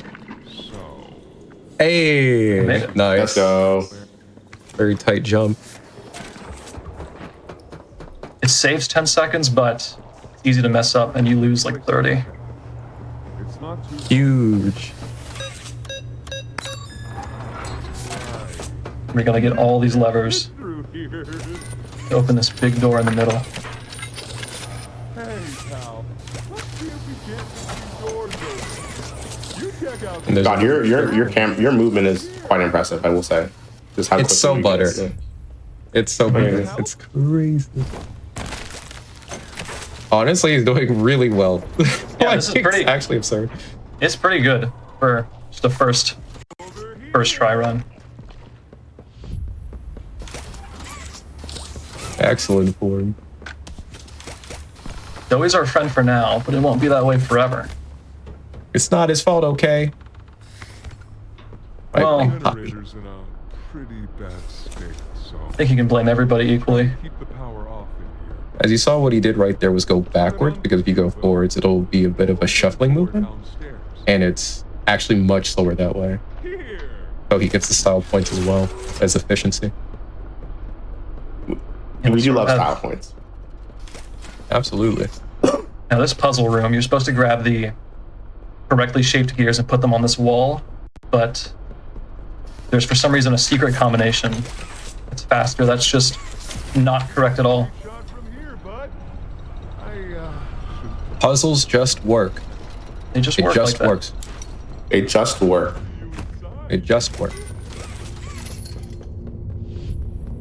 Movement. Grab one more lever. And the proact, nice. So anytime you see that crouching motion, where he like his head goes through an object, he's just proact skipping. Amazing so far. That was good. And then coming up is the least favorite for most runners section, where we can take any questions or anything, because it'll be a 7-minute cutscene. No worries. Well, of course, I just wanted to let people know. I'm going to read out a small announcement here. Remind people of the Black in a Flash community. The Black in a Flash is a community that uplifts and connects Black speedrunners of all levels, offering a space to collaborate on speedruns, challenge runs, and randomizers while celebrating Black voices in the speedrunning scene. Learn more or apply at gdq.gg/BAF and follow at blackinaflash.bsky.social for updates. Don't miss their upcoming events.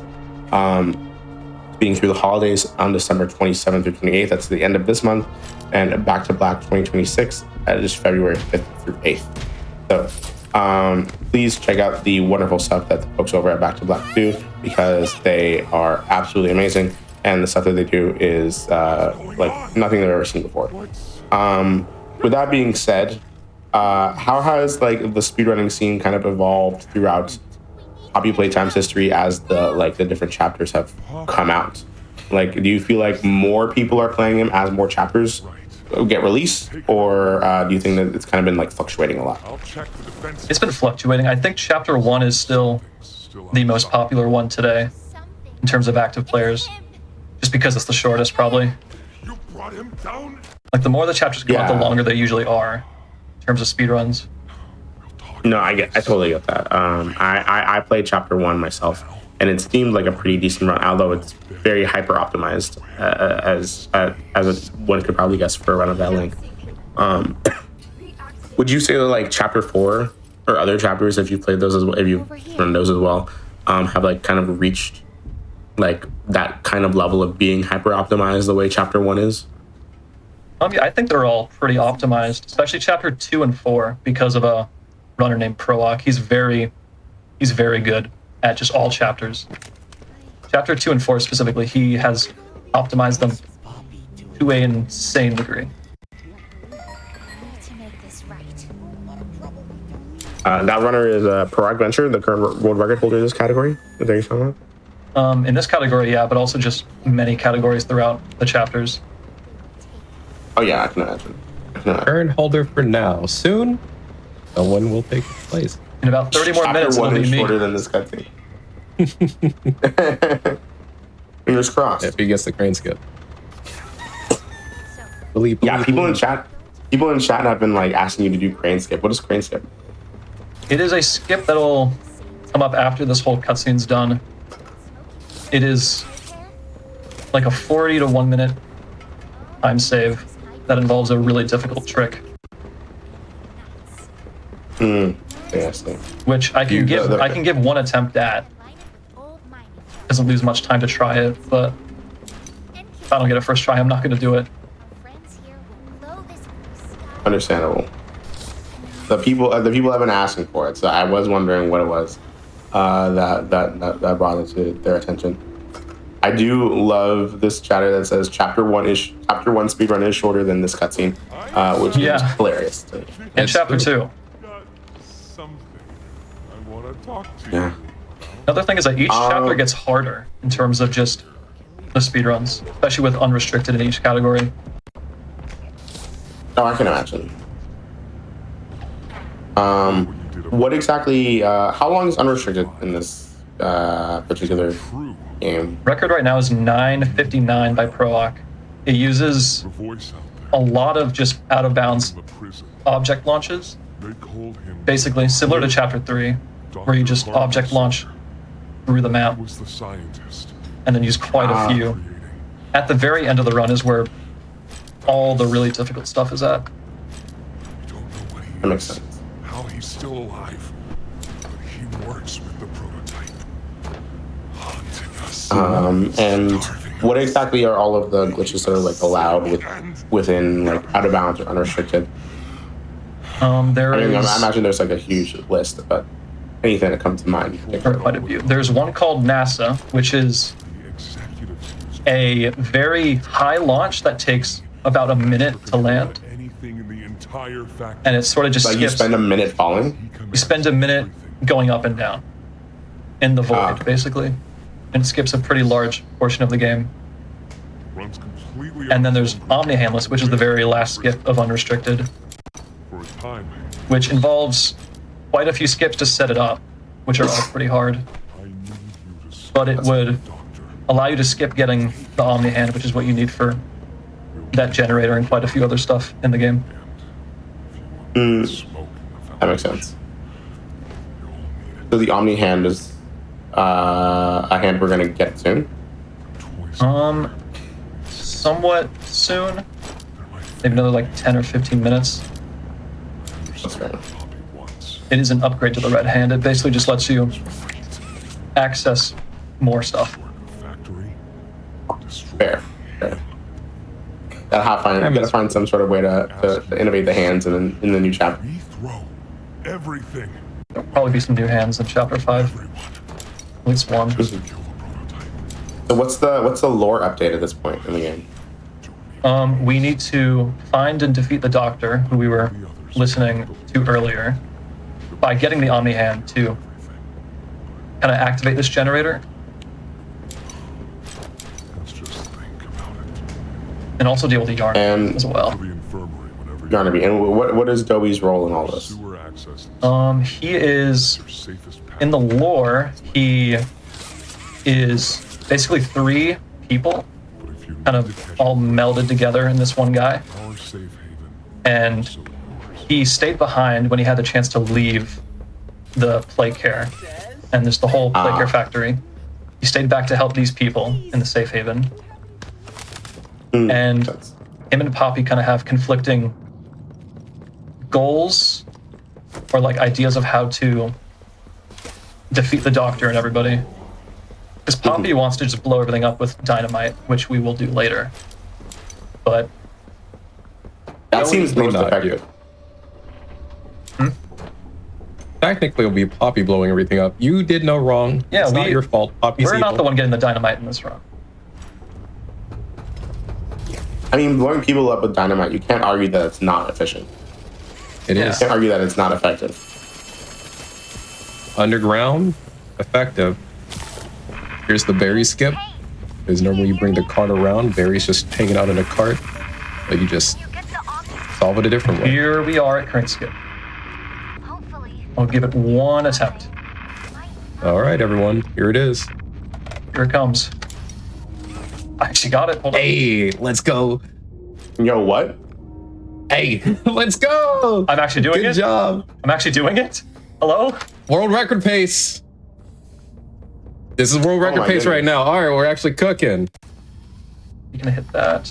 Last thing I gotta do is hit that hand scanner. Yep. All right. Wow, that's actually We got a ridiculous. live That's run right absolutely now. ridiculous. Let's go. Hit those 2 hand scanners to open the store. That's ridiculous. That actually happened. Huge. Oh my god! I always Wait, believed that's in you. amazing. That's pretty cool. Amazing. That is hard to do, especially without lowering FPS, which I didn't do. That's Yeah, all All week I was like, we yeah. got this. Show some more love in the chat for that. That was amazing. I do Basically, love what your I did new was that objective, skip. just That being skip's run. doing another skip. Yeah, you jumped ahead by a couple of minutes. Okay, sweet.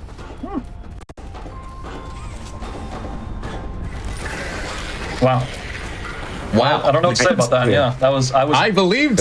I was I doing that as a believed. joke. I was doing that skip as a joke. I didn't think I would actually get No that. doubters. I didn't doubt you at all. I kept saying the whole time, I was like, go for the world record, have fun. All week. Let's go. That was amazing. That was amazing. That looked like a really difficult skip to pull off too. Yeah, here I'm going to be a little bit careful because The you can floor fall, doesn't you can spawn fall if through you're the too floor far. sometimes in that little loading lag spike. Is the doctor...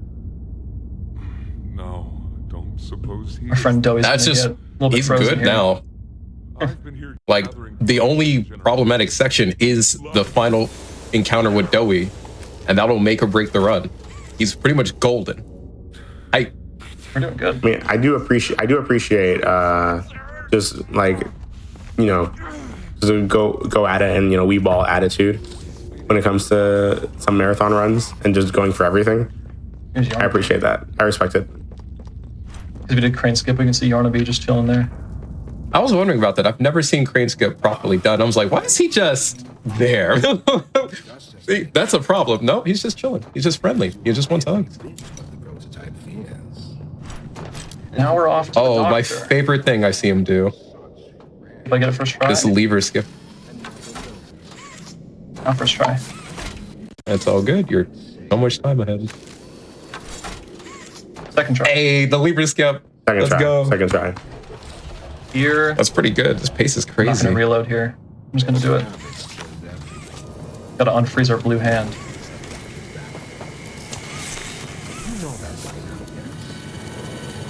Because it's about the same times, like a couple seconds, but you're ahead, so you're fine. Because normally people reset. I'm more just trying to Here. favor the RTA. This is amazing movement. Jesus Christ. This is like amazing movement, amazing aim, amazing everything. This has I'm been looking good at. so far. I'm impressed with This is myself. like a really impressive gameplay. It's. I'm not gonna fake. When I first saw Danger playing, I was just geeking out. I was like, "Wow!" Just screaming to no one. I was like, "Holy moly!" And I was studying. I was like, "This is incredible. He's so buttery." He's like, Jump scare warning. I guess you've seen a lot of speedrun. Oh, JK, it's fine. That was a rude rat. That was disrespectful. He's a Very rude boy. rude rat. But if you've noticed, like a lot of, it's like so subtle. You would have to like watch speedrunning to really know what he's like. All the elegance he's doing is a lot of far distance snipes, accuracy, first person shooter aim, a lot of hyper efficient movement, and like very consistent execution of like techniques like the Pro X skips and like just subtle like lines he's drawing. That jump into, was like, a boss the fight skip, course. by the way. There's a little bit of missing invisible wall. You can just skip a whole little mini boss here. Now we're going into directly into another boss, which we'll also skip. Oh my goodness. Oh my gosh, he is so far ahead. Yo, I'm so hyped. After a small can't- little elevator ride. Beautiful. The doctor will be no more in about a minute. Is there a way to skip this elevator ride in like another category? Oh, probably. Yeah, and unrestricted when you don't go for the Omni Hand, because the Omni Hand's up here as well. So you would skip. Okay, that's right. You'd skip this whole thing. A wounded little pup lays his head beneath Wow, you are. I'm still surprised I got frame skip there. I'm not even close to surprised. Every single day of the week, I was like, you got it. Very casually, like, do whatever you need to. I'll care. If you like blow up the stream on accident, just go for it. I believe in you. I'll carry you if need be. Is this the doctor? Yep. That's one of his little minions, basically. But yeah, he controls them. We're just gonna go He's on a top of this monster person. door. Wedgie, and he's up. Open the door. Jump over everything, and we're done. Parkour. Some very tight jumps into the roof there. I will say, when I was like researching this run to be on this show, and it's weird. I always have to look through runs when it's like not labeled like glitches or NMG, being like, okay, what is the like level of glitchiness that I'm going to allow on the show? And so I was looking up all the glitches, and this particular one stood out, or this particular skip, I should say, like really stood out to me as a really cool one when I was looking at it. We're just skipping the doctor entirely. It is pretty cool. Now we're getting the Omni Hand. Nice. Honestly, the Poppy categories are like really well curated. For like each chapter being, it's like pretty much just in popularity, it's like chapter 1, 2, 3, 4 in that order. But the categories are especially manicured for mostly fun and entertainment value from watching. Like they do. I'm having a lot of fun watching. A lot of fun watching this. I'm having a lot of fun watching as well. I believe in you. Oh, it's sweet. We're gonna go from this elevator ride to a little tram ride right after. Crazy, and this will be another small section where like 1 or 2 questions could be asked. Because, wait, no, not quite yet. Not quite yet. In about I can hold 20 seconds. 20 seconds. Yeah, but again, show some more love in the chat for Danger, y'all. This has been a great run thus far. Jump. Lay parkour over the void. Ooh, we love it. Now we're here. We love to see that. Now is a question time. Well, in addition to a question, I'm also going to read out a wonderful announcement here. Of course, if you're looking to get involved with the GDQ community, please join the official Games So Quick Discord and add Hotfix role to stay in on the leave of upcoming events, chat with staff, and more. Use exclamation point Discord in Twitch chat for invite and more info. We have a lot of really cool stuff coming up in the next month when it comes to GDQ Hotfix and GDQ in general. Black and a Flash is doing speeding through the holidays. At the end of the month, we have a couple of specials lined up for you that are going to be really amazing. Please check out the schedule for the rest of the shows this week. At our main site, you can see if you're curious as to what's coming up, or if you're interested in running yourself, you can check out this week's schedule and submit your own runs to be showcased at gdq.gg/hotfix. That's our main Hotfix website, where you can see everything that's lined up for this week. And of course, there's Awesome Games Done Quick 2026 that's happening January 4th through 10th. Early registration is closed, but you can still register. Registration will be open throughout the event at a bit of a higher price. But yeah, you can do that. Please make sure you check out everything that there is to check out here. While we're here back at the run, I'm interested. Danger, is there like a specific preference of category that you have when you usually run these types of games, or when you usually run, Poppy Playtime in general? Specific category or specific chapter that you like grinding more than the others? I definitely like chapter 3 and 4 more, just because I've had a record in them. I've played them more. I usually play the fastest category in any game, which is, in these games, it's unrestricted. I've done a little bit of inbounds before this event, even. I'm currently second place in inbounds. Not long. You're gonna be first place Yeah, after not this, long. honestly. Just gotta get this yoinked up and submit. You can do a bit of this puzzle early as well by just putting it through the wall. That's how walls work. Yeah. Is that? I didn't know how they work. I didn't know how walls work. You just, smash it into the wall. It just goes through. Walls are fake. They're not really there. They're suggestions, as many people say. Exactly. Every speedster knows this. Now's the Now we're focused on the prototype, who has like We need to been the big talk bad about this. of Poppy Playtime throughout all the chapters. Just give it a second. Ollie? This is generally like a really wonderful piece of mascot horror when it comes to the horror scene. I'm absolutely obsessed with these types of games. I mostly watch other people play them because I'm too scared to play them myself. But seeing a speedrun of it is always a very fun treat. The generator. Yeah, it does have some pretty strong points. Not now. Just buy us some time. Yeah, and Chapter 5, didn't the Chapter 5 trailer come out like last week? Not the main trailer, but some teasers have come out. But I Trust us, though. Like first looks at just the environments. just Ah. get the generator working. Please. Yeah, the teaser trailer came out a month ago for Chapter 5, I see. I'll try to gather the others. Keep them safe. Ollie? Yo, what's Poppy doing? What's Poppy do to you? They shouldn't. Where is her? She's evil. We're not gonna like her later on in this run. Do this. That's fair. For the Poppy enthusiast, to play devil's advocate, she doesn't have a physically strong dominant form like some of the other elves, so she has to become a psychological manipulative person like her genius father and kind of pulls the strings, much like the villains behind the scenes, to try to get her way, because that's all she can do. So you can sympathize, or you can empathize with what she's constantly doing, but you'll see how well it works out very soon. Messed with some trinkets in that generator. Now we're off to the foundation to, in the lore, grab some explosives, but in the speedrun, that's not exactly what we're gonna do. What are we gonna do in the speedrun? We're gonna ignore them. As we should. Gonna go the peaceful route, the scenic route, if you will. The scenic route, exactly. Try to be as the name of the peaceful show. as Roll we can credits. be. Oh, I fell back in. The time say no, I'm sorry. That's fine. I can. That's whatever. No, you're fine. You're super ahead. Put in some gears that have very annoying hitboxes. Do you have live split open on IGT right now? Happening. Oh, Do you have your live split open? no. Oh my goodness. I have no idea what the time is. Well, we'll Don't find worry out at about the it. end. Yeah, exactly. We'll find out what it is RTA at the end. Loads to be removed and loads to be removed later.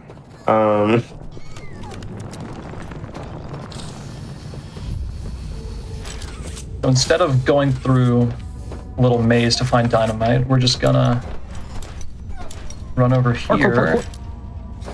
Do some cool little parkour. Run here and grab this gear through the thing. Just a suggestion. Yeah, and then we're out. Clean.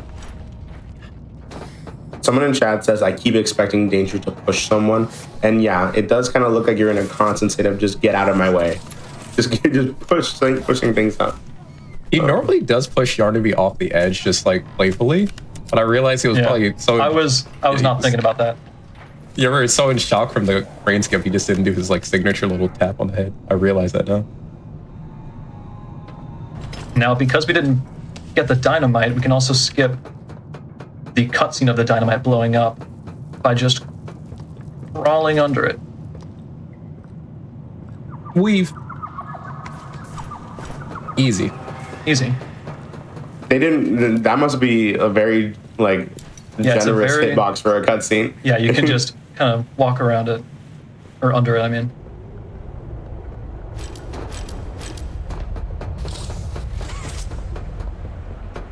Oh. They really just like copy pasted a rectangle and just put it there Yep. for you to. Efficiency. Giving the speedrunners a route secretly.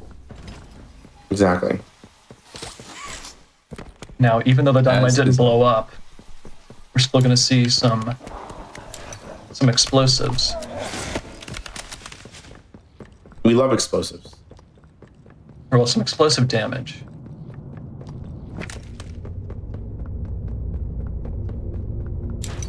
All right. Now we're entering the he final didn't boss. blow him up. I'm so See, I didn't do it. sorry. He didn't do it. I didn't touch any dynamite. I didn't see any dynamite go off. He might be called Danger, but it wasn't him. I was only made to hurt things. Oh, this part. I like this character a lot. I understand.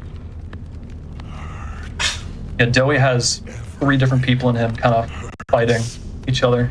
Hurt back. Always. But they're all like one conscious now? Pretty much, yeah. Just 3 minds in one. One of them's Yes. very angry. Have to. The best part is, if you know about the lore, each of the color represents one of the people. If you know more about the lore, I don't want to say it's pretty upsetting. If you know about the 3 people who are in there, it's represented by each color in his the little arms. You see, red, orange, yellow. Does that imply that blue is like the combination of the 3? Or is that a 4th secret person? Is it like a 3 musketeer situation? I don't know. Generator. It might just be I blue by believe it's default. just the 3, but I could be corrected by the chatters. They seem to know their stuff, especially if they know about Cranescope. If they know about Craneskip, they know everything. Exactly. Yeah, it's oh, is he true. okay? Oh no. Dowie made a bit No, of a... he's gone forever. gone forever until 3 seconds later. Until now. Turns a little evil. just a little bit. Look, it's Just the a 3 of little them. evil. Yeah, it's the 3. Just a wee bit evil. He's not really evil. I'm not sure why he blames me for all this. When I He- literally had nothing to do with it. Poppy blamed you before she left. It's her fault. She lied to him. I Planted the love it seed when there. the objective. I love it when the objective is just run. Dun dun dun dun dun. On top of this.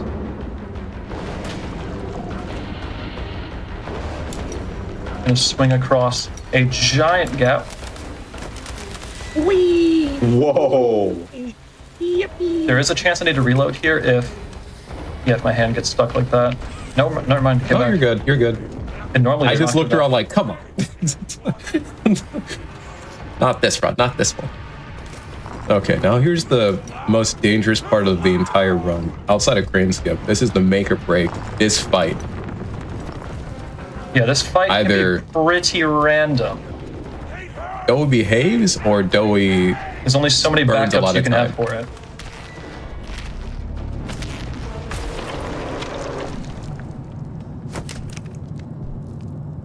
Alright, let's see the pace. Escaped him for now. Everyone pray in chat for the RNG. Pray to RN Jesus. Hold your breath. Quite a few things that can go wrong, but most of them just lose time. Some of them can result in death, but that's not going to happen. I love the manifestation. That's not going to happen. Move. Moosh. Alright, here we go. First cryo. This fight, we need to freeze and saw him 3 times. With these little conveniently placed saws. Who put those there? I don't Not really want to talk convenient about for it. mining. If you think about it, the more I think about it, yeah, who, like, this looks like a mining site, but there's saws. Wait for him to do that. Okay. Nice. Okay, one more. Kind of hope he jumps Are we- here because there's only... I need to stall him a little bit. Okay, good. Perfect. I need to wait for Are we this getting, like- first canister to regen. Are we getting like decent RNG right now? Yeah. Pretty we're getting good. Pretty good. 100% under danger's control. Oh, Uh-oh. okay. We're gonna have to jump around him. That's okay.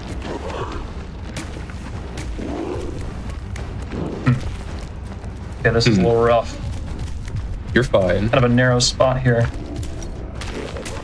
Oh, I'm dead. Oh, man. No. that's all right. Oh, That's all right. all right. That's okay. There's not I don't really know what you can do there. I mean, you could have just ran around the reroute. It would have had to have been a reroute. But then you could have jumped or dug.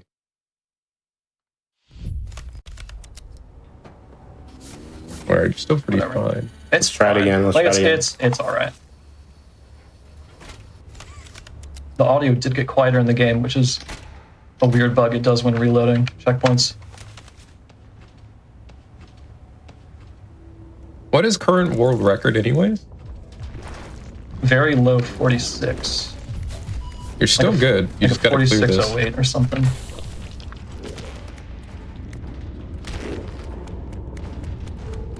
Like in theory, it's still doable. Based on the time I'm looking at. I don't think so. The ending cutscene's pretty long.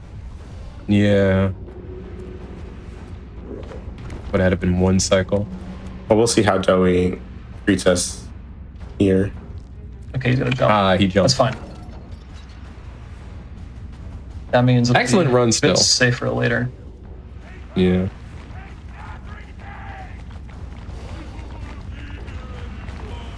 But that's why they call this the make or break. I don't know why he did that, but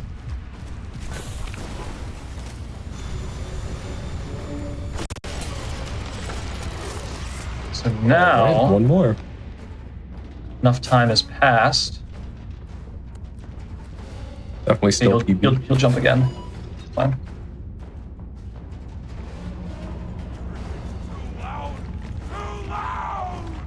That's all good.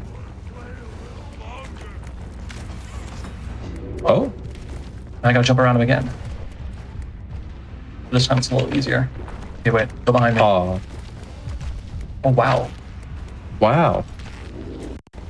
He's misbehaving. Behave. Behave. Oh, I don't know what's happening. Oh no. He knows. He knows he's at GDQ. He knows. He knows. That's an unusual jumping spot.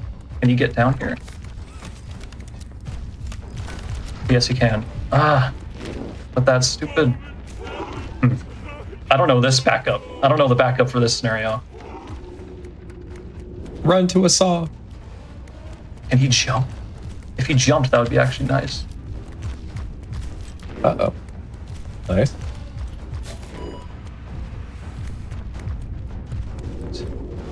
What? Okay, he's trolling. He knows.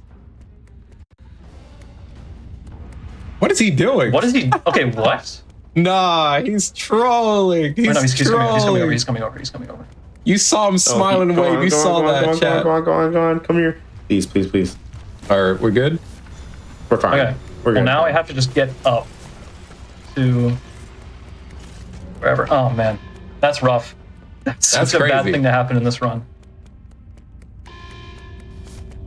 I don't actually know where to go. I know. Yeah, I think I know where to go. All right, you got this. That's Still so PB unfortunate. Pacing. Yeah, it really is. But Doey's. That's a bit Forever embarrassing. Nah, that wasn't on you. That was definitely Doey being a jerk. Yeah, Godlike run. Doey was not giving us what we wanted in this situation. Well, You'll see like stuff you've never seen him do ever, and you're just like, what? yeah. No matter how much you practice, he's still unpredictable. You and Poppy. All loses quite a bit of time. Yeah. What's your PB? A 4640 or something like that. Okay. Looks like Maybe 46-49. Hmm. Excellent run though. Joey jumped and Next jumped to time. some weird places. Yeah, He usually shouldn't jump to.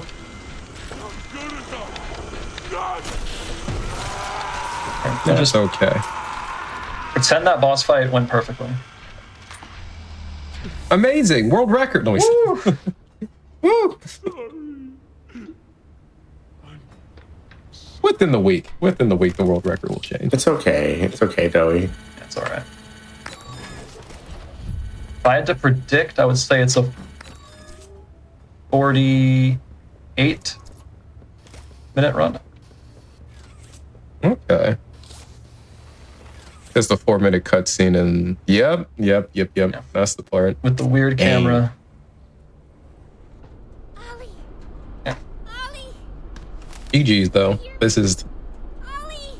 I mean, sit through Like this cutscene and genuinely, it was a really impressive run. Like despite like the bad RNG at the end, it was very nice. Why did you kill Zoe? it was really, really good. Honestly, you were going super smooth. That was amazing. Prototype. He just sit through this, and then we'll planted the explosives. get to do a little bit more walking. Ollie! Ollie, answer me! Please. Please give it up for Danger here in the chat, everyone. It was absolutely an amazing run. Because like sometimes the bosses just don't want to give you what you want. Sometimes RNG just really bites you, and that's unfortunate. Anyone who speedruns this knows it's doughy. Is the end all be all. No, 100%. I still need to play Chapter 4 myself. I think that I do love this series a lot, and I'm very glad I've had Chapter 4 here on the show. It's a really, really good showcase. And Danger, you're a really talented runner for sure. Thank you. But yeah, of course. What did you do Yeah. with Ollie?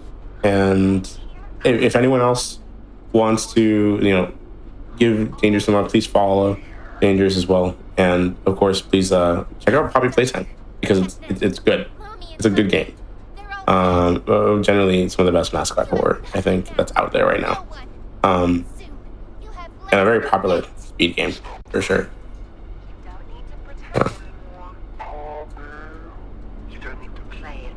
When does time end for this run? After this cutscene, I'll have to run into a room and put a tape in. Once I put the tape in the tape player, the run ends. Heck yeah. Like once the final cutscene starts, essentially. All those years.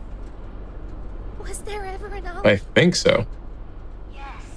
Like 4-minute cutscene into the 30 seconds of gameplay and then out. Yeah, for sure. Is there a way to skip this cutscene in like I imagine there is an unrestricted, right? Yes. It takes multiple skips to skip this cutscene. We love a multi. Yeah, you need to set up a different skip during another skip. What are you going to do with If you're doing it without the Omni hand, if you have the Omni hand, it's only one skip. But if you're doing an Omni handless, you need to set up 2 skips here. That's wild to me. There's layers to each category. That's what makes it so fun. It really is. It really is. this entire time? So now what's the lore update here? Now that we're waiting for this cutscene to end. Our friend Ollie from Chapter 3 is the prototype, and now is kind of just here, ready to take us. It's good. It's good. Yeah, I do know that we do see an old friend at the end of Chapter 4 here, and I'm excited to see how that plays into Chapter 5. I wouldn't really call him a but he definitely loves hugs. Friend in the loosest way possible, in a very loose term here. Someone we That's used to know, as one might say. Somebody that I used to know. Exactly. It's just gonna be Kissy Missy. We're just gonna see her again. She's right there. Of course. Yeah, She's right there. right here. Please. She might be a different color though, but it's still her. That's what falls do to you. They turn you blue. Yeah, you're right. You're technically right. You're not wrong. Accurate. Like by all technicalities, you are not incorrect. Bobby, where are you going? She's abandoning us. She's abandoning us because we're about to blow up. About to blow up? Act like you know nobody? Yeah. Yeah. Ooh. I feel like that should definitely kill you, but Well, this fall should kill us too, but we have main character syndrome. We can't die. Ouchie. Ooh, that should definitely have killed you. Yeah. Oh my god. Oh my goodness. No, Now we I didn't. have Kissy's That arm. was I didn't Kissy realize Missy's how- arm. I didn't realize It how cushioned violent the that was. It's a pretty violent game. My headcanon is Kissy Missy's arm was the sacrifice. If I can hit this trick shot, it'll make up for Doey. Right here. Nope. Never mind. Wow. Well, Once We'll I get our put- revenge. Once I put this We'll get tape our in, run is done. And fine. Thank you so much. That was good. It GG's, was everyone good. clap. For the most part. GG's. But yeah, thank you both so much for being here. Thank you both for showing off that run. That was amazing. I'm very happy to have both of you on. I'm very happy to have the debut of Poppy Playtime Chapter 4 in its amazing fashion here on the GDQ Hotfix. I'm hoping to see more of it on the GDQ channel in general in one way or another. And I'm really hoping that everyone here can check y'all out. Are there any shout outs we want to make before we head out for the night? Is it fun if I shout out a YouTube channel? Of course. Shout out anything you want to shout out. Everyone who cares about Poppy speedruns, make sure you show some love to Danger 1451 on YouTube. Make sure you check him out there. That's where all his stuff is at. His speedruns primarily are there. That's where he's most active. Everyone give up a round of applause because he's did an amazing run. World class. Though he's a jerk, but you'll see him at the top of the charts soon. So look forward to that. You're in danger of a good time. True. That's all. That's all. Wonderful. Danger, do you want to shout anything out? I guess Ivory Mhm. on Twitch. I don't know the exact name, but It's Ivor Reads _ because I made a mistake. I'll fix that in 6 months. Yo, Like shout that out. genuine. He plays some cool looking games. I do a little Oh, gaming. goodness. Does a little gaming. A little bit, just a wee bit. But yeah, thank you both so much for being here. I'm very glad that we were able to show this game off. Thank you so much to you chat, for being here as well, for tuning into this wonderful episode of the Scenic Route. I had such a great time here tonight. I know that chat really pulled over for this amazing night of speedruns. A lot of people really showed up for tonight for RE7 and for, of course, Poppy Playtime Chapter 4. Both amazing runs to kind of kick off the holiday horror aspect of the night and to kick off the winter season of Games Done Quick Hotfix. Again, please, shout outs to everyone that here at Hotfix. Shout outs to everyone that made this episode possible. Arphoria, Catling, Danger, Ivory Reed, and of course to all of you for watching this amazing episode. If you missed out on our Hotfix shows tonight, please stay tuned for a replay of both Perilous Paths that we saw before this, and of course the Scenic Route that's coming up again right after the break. And tune in tomorrow at 7 p.m. Eastern for random number generation and then Game Masters and for our next live shows. That's going to be our 2 next live shows tomorrow at 7 p.m. Eastern. Random number generation, 7 p.m. and then Game Masters at 10. Again, we have an amazing lineup for the rest of this week, filled with amazing runners and amazing showrunners for all of our shows on Hotfix. Thank you to everyone who watches Hotfix consistently. It really does mean the world. And I hope that y'all have a wonderful rest of your night. We are going to be back here in 2 weeks for a bit of a variety special where we're going to be focusing on the Black in the Flash community. We're going to have a Black in the Flash takeover with a bunch of runners from the Black in the Flash community as we support them in their upcoming events, speeding through the holidays at the end of the month. So please stay tuned for that. Come back here in 2 weeks, and of course, come back tomorrow for more GDQ Hotfix. I'll see you all around. Bye.